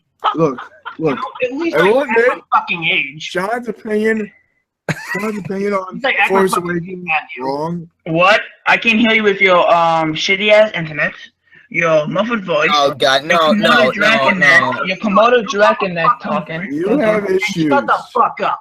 Okay, we're okay. Shut the Okay, fuck up! Matthew. I'm tough. Okay. Look at me, I'm Sean. I raised my voice. I put my chin out like my ancestors do. Don't you ever talk about my family, you son of a bitch. You know Jesus, nothing that about got really out of hand. Son of a I know. bitch! Son of a bitch! Really? You gonna mute me, Parker? Wow. Honestly, Well, you doing- I think I have the right to. I'm sorry. Oh, I'll ease up, but please don't do that again. I'm begging you, man. Are you sure? Okay, this is your last chance. I'll ease up, but I just Don't mute me. I'm just saying that, man. Don't mute me. Dude, I swear. don't be an asshole. I mean, I said we can have some fun, but we don't have to tear each other down inside out and upside down. I said a joke because of his ancestors. Like your ancestors probably. Listen, your ancestors popped your chest out. Let me speak. Let me fucking speak. Let me speak. Let me finish what I was saying. Dude, some things aren't fucking goddamn. jokes. Don't be a fucking douchebag deliberately. Okay, yeah, you don't get my joke, honestly, because it's not even offensive. No, it's not a fucking joke. No, it's not even a joke. You're dumb as fuck. You're dumb as fuck. If you play, yeah, I'm dumb as fuck. Dude, I at least am in fucking college. I studied psychology. I got an A in fucking psychology, so I know what the fuck I'm talking about, dude. Yo, guys. No, let me explain my joke. It's not even. No. Listen, Pastor, please, it's just one fin. So I always ask in my life the one fin. I swear, guys, not in the pulpit. Let me just explain myself before you judge, because you don't judge before you hear the whole fin. Am I correct? Oh my god. Am I correct, Paco? Sure. I was saying that because back in the day, what did people do back in the day? Ancestors. What did all ancestors do with cavemen? What did they do when they got mad? How did they show they were tough? What did they do? Puff their chest out. Look it up. I was making that joke. He took it to that other position. He took it to that area. I was. So you mean you misunderstood? Is that what you're trying to say? Yeah, I was trying to say that. I promised Vade I would not go by his parents, and I'm not going to. I promised him that. Okay. I was talking about. I wasn't talking about your ancestors. I was talking about all. Honestly, look up. What does your ancestors do? No, I don't care what the cavemen do to get pissed. Okay, I really don't. But it was real ancestors. We're all ancestors of cavemen. Am I correct? No, I know. Just I want to say this. You know, maybe this is the best example we can get. This is not what I've never wanted this to turn into. See, I ain't no fucking leader. I'm just a goddamn teenager who met a lot of great folks online and became great friends with them and started a group, and it became something beyond my wildest dreams, okay? And see this here. We can have fun, but you see sometimes, you know, that's going too far there. That's never what I want. I wasn't towards his family.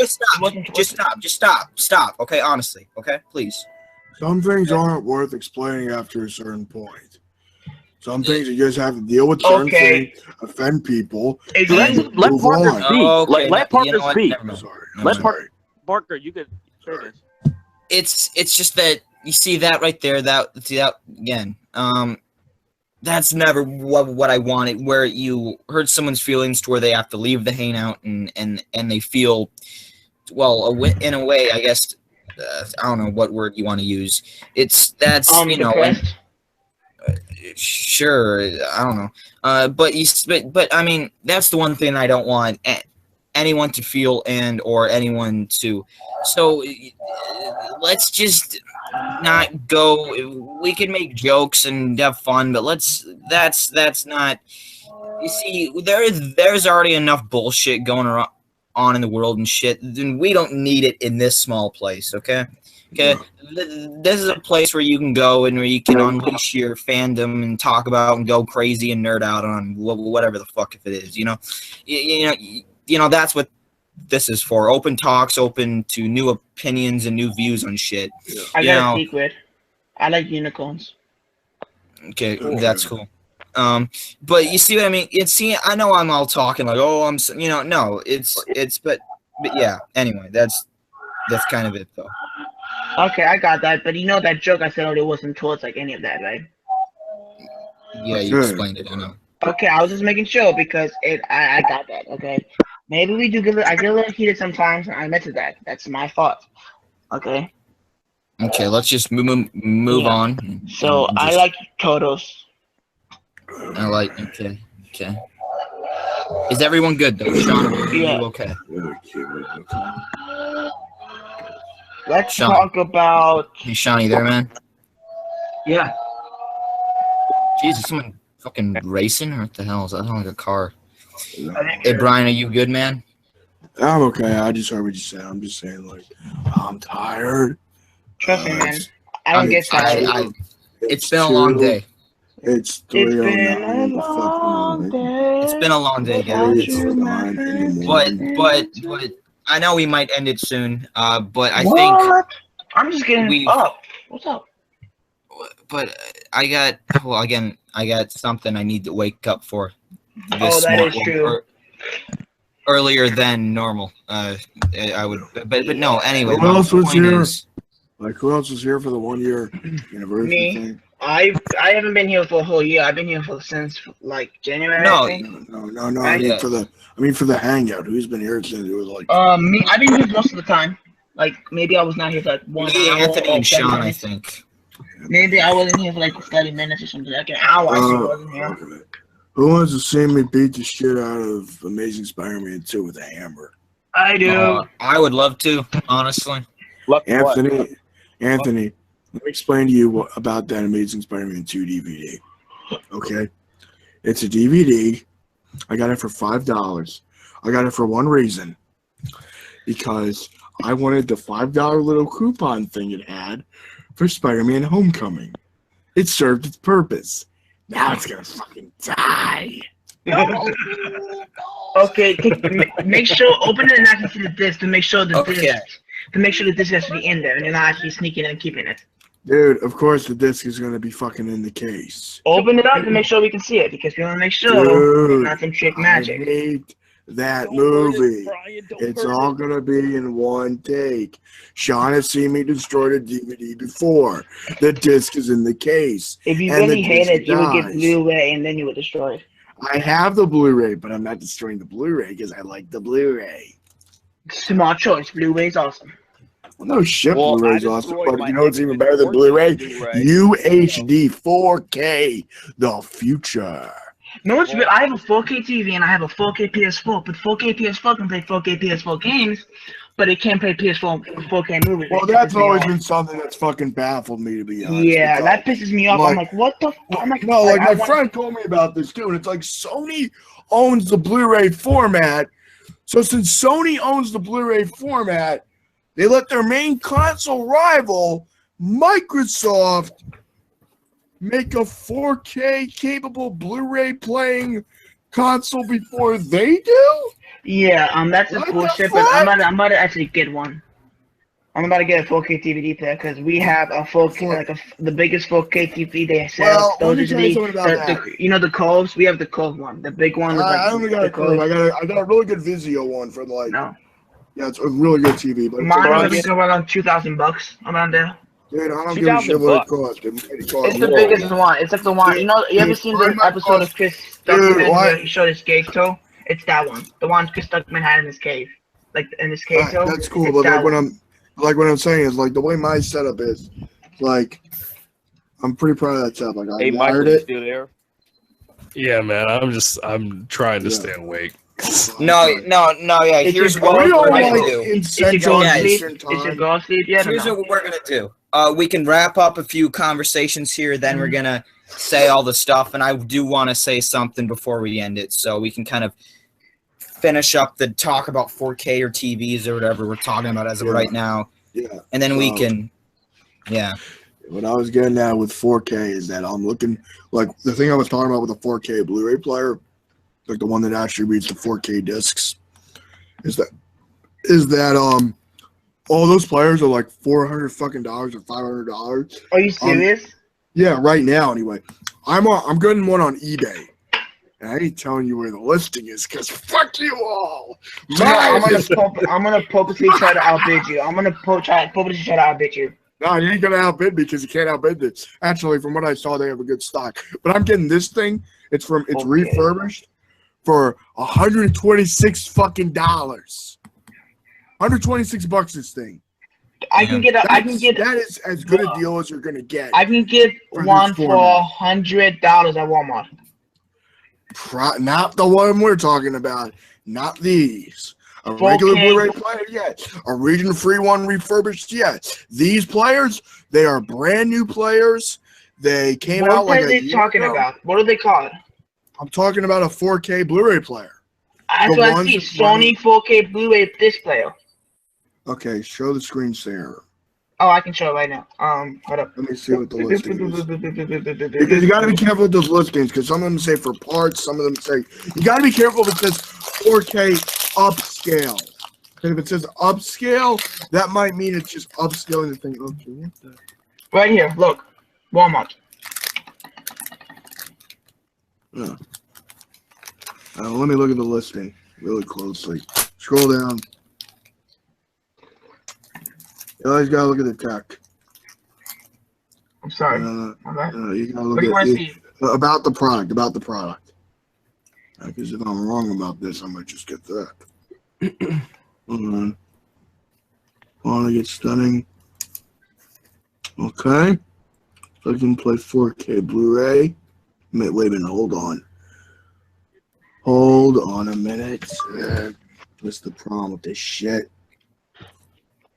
Because you got to be careful if it's just an upscaling machine only. If it's an upscaling machine, that's not good. I think it's upscale.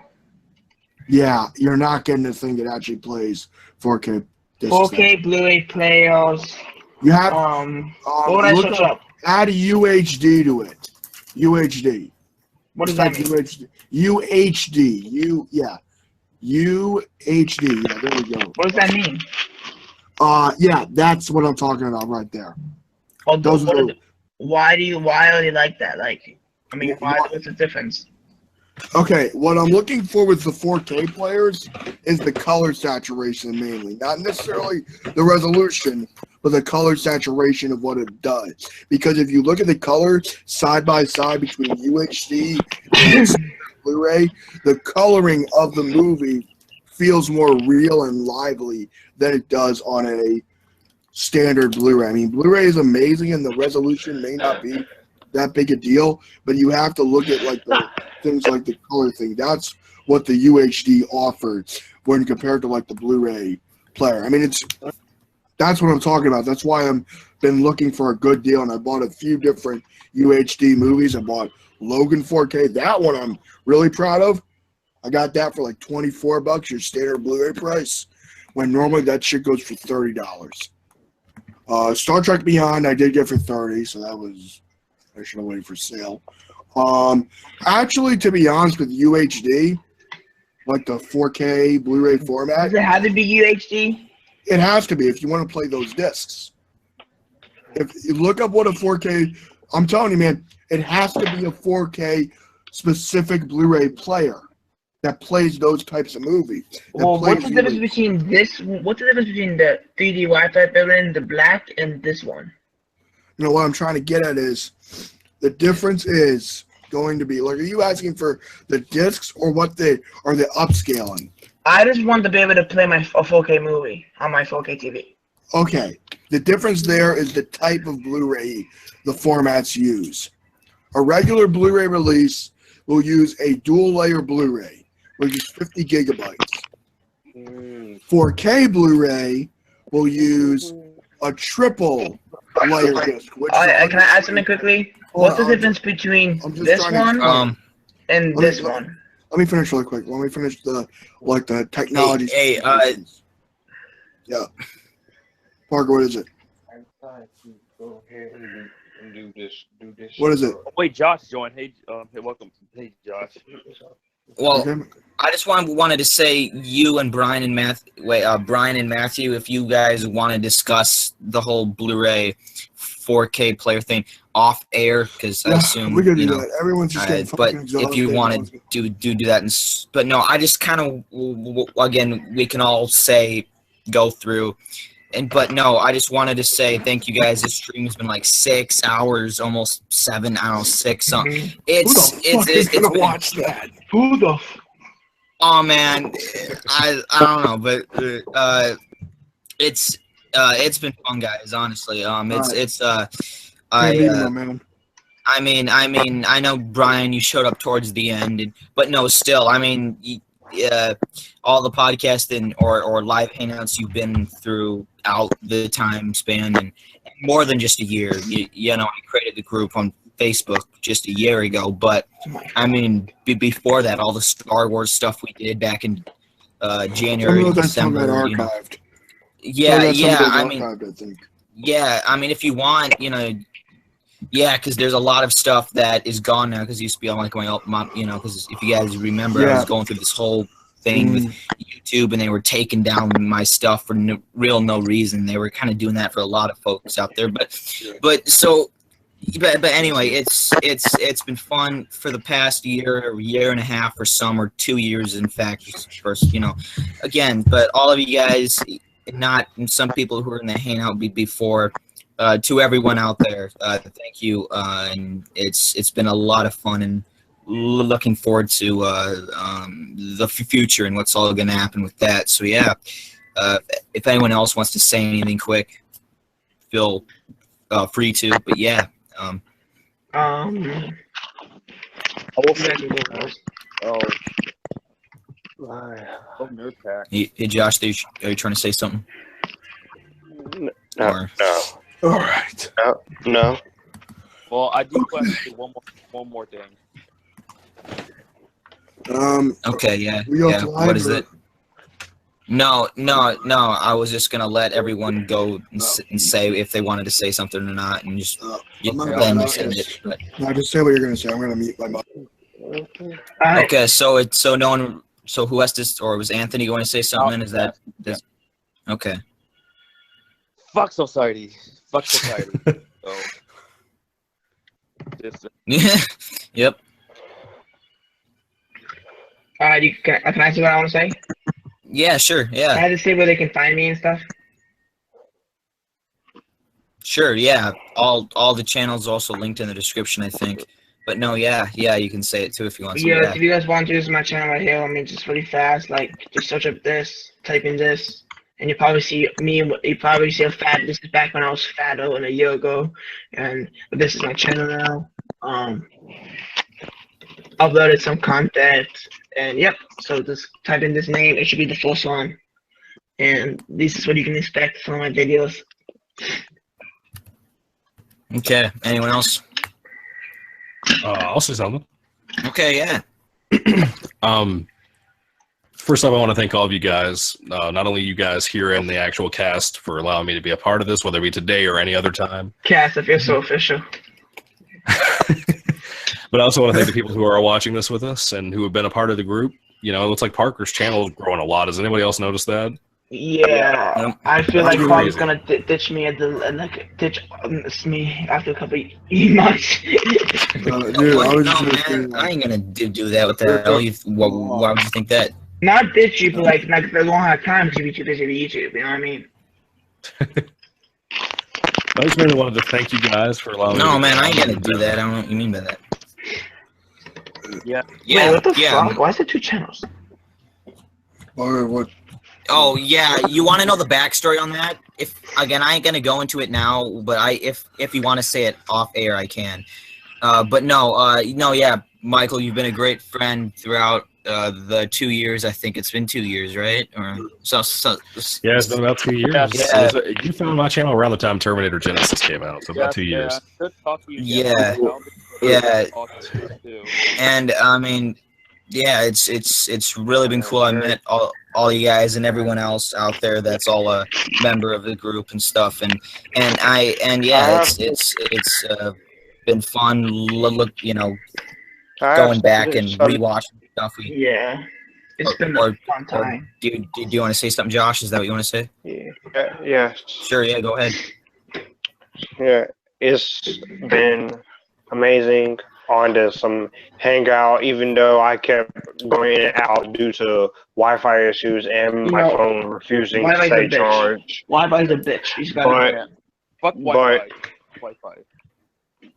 I'm a Wi-Fi. Fuck Wi-Fi. Get it pregnant and not pay child support. Just let Josh talk. Just wait. But I'm happy to be a partner pack. I'm glad to have friends, even though certain movies and certain things like Anthony or Parker, or I'll give him a mention here, John.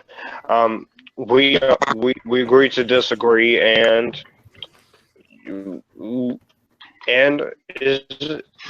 my channel, I'm happy with how my channel is going. I'm at 408 subscribers at the moment. Right. As soon as I get my Wi-Fi turned on, I'm gonna probably wait to do the second Q&A on my 19th birthday, but we'll see. But But yeah, I still have videos coming. I just been very hectic. It's been very hectic, and I just got over and my thigh just healed back up. So yeah, Okay. yeah, I will be back soon. I'll be back. But I still have videos. I still have to record, and stay tuned for my prom 2017 vlog. Okay, cool. So yeah, thanks, Josh. Been a great friend, and yeah, does anyone else want to throw anything before we end it? Oh, no, there's okay. Okay, Matthew. I'm gonna make this comedian, so I'm gonna try to do the Alan from The Hangover. It's gonna be a very, very crappy impression. Okay.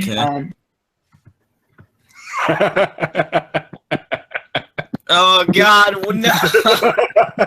Michael. I hope you get bored flu, Michael. Oh God. What the fuck did I miss? Nothing. Michael, I hope you get a paper cut on your tongue. Dude, man, we needed that to bring the. You know, this is what it's about. It's about a bunch of crazy guys getting together and just talking. Like, I mean, we're all different ages and all that shit. But see, that doesn't matter. What matters is how we connect and how we talk. No, hold up, Mike. Just 1 second, Michael. Michael, I got you, man. Doing? Can you just tell me your full name quickly? Why? Oh, it doesn't matter what your name is. I'm sorry. What the fuck? Can we just get this off live? Because this shit's gonna get insane. Who the fuck? I know we're gonna be. Let's just take this off live right now before we all get some shit. He muted himself. Okay, guys. We'll take this off live, my friend. Oh my God. Oh, okay, guys. Just honestly, we can do all this shit. But just wait. But honestly, thank you guys. No, Matthew, please, Matthew, just stop. Honestly, okay. Thank you. It's been a lot of fun, honestly, all of you guys, and throughout, and I hope we can continue to do this for again. But no, yeah. Again, I think more than it's hard to put into words everything, but no, yeah, very happy that we all met and stuff and all, but no, again, thank you to all of you here and everyone else out there in the group. It finally found a place where I can be me, I guess, in a way, but I know that sounds cheesy, but anyway, it's real shit. Well, that's the truth, though. But no, thanks, guys, and hope you guys enjoyed. If you watched this whole thing, wow, well, God bless you, man. I hope you enjoyed the thing. I hope you enjoyed our talks, rants, and our occasional freakouts. But no, at the end of the day, we all love each other. We are one big giant family full of everyone that you can. Even Sean, I kind of like, I don't. I guess if we're all family, I gotta say, I can't say it. I can't say it. I'm not gonna say it. You love Sean. No, I don't. I can't say it. I feel. Just say it to his face, man. Up, man. Hey, I love everybody as family. I think of Sean as a long lost cousins, and I just don't want anything to do with him. But we are still family. That's fake as hell. That's fake as hell. Yeah, man. You see, this is what the nerd pack's about, man. This shit right here. This puts a. You know, it's so crazy. You know what else is crazy? Just what? This. Oh God! No, man! You're ruining the moment, man. You're ruining the moment. Oh man! But no, man. I was just gonna say, I honestly just forgot what I was going to say. But no, just let's stop with this whole joke and prank thing for right now. But no, again, thank you guys, all of you. Again, I couldn't be happier. More than honestly, it's hard to put into words. I'm kind of stumbling over my words here anyway. So, but no, thank you guys, all of you. Thank you for joining. I was surprised A lot of you did, but thanks, honestly. And take care, and I'll speak with you again soon. So yeah, thanks for watching. Bye. Bye-bye. Bye, guys.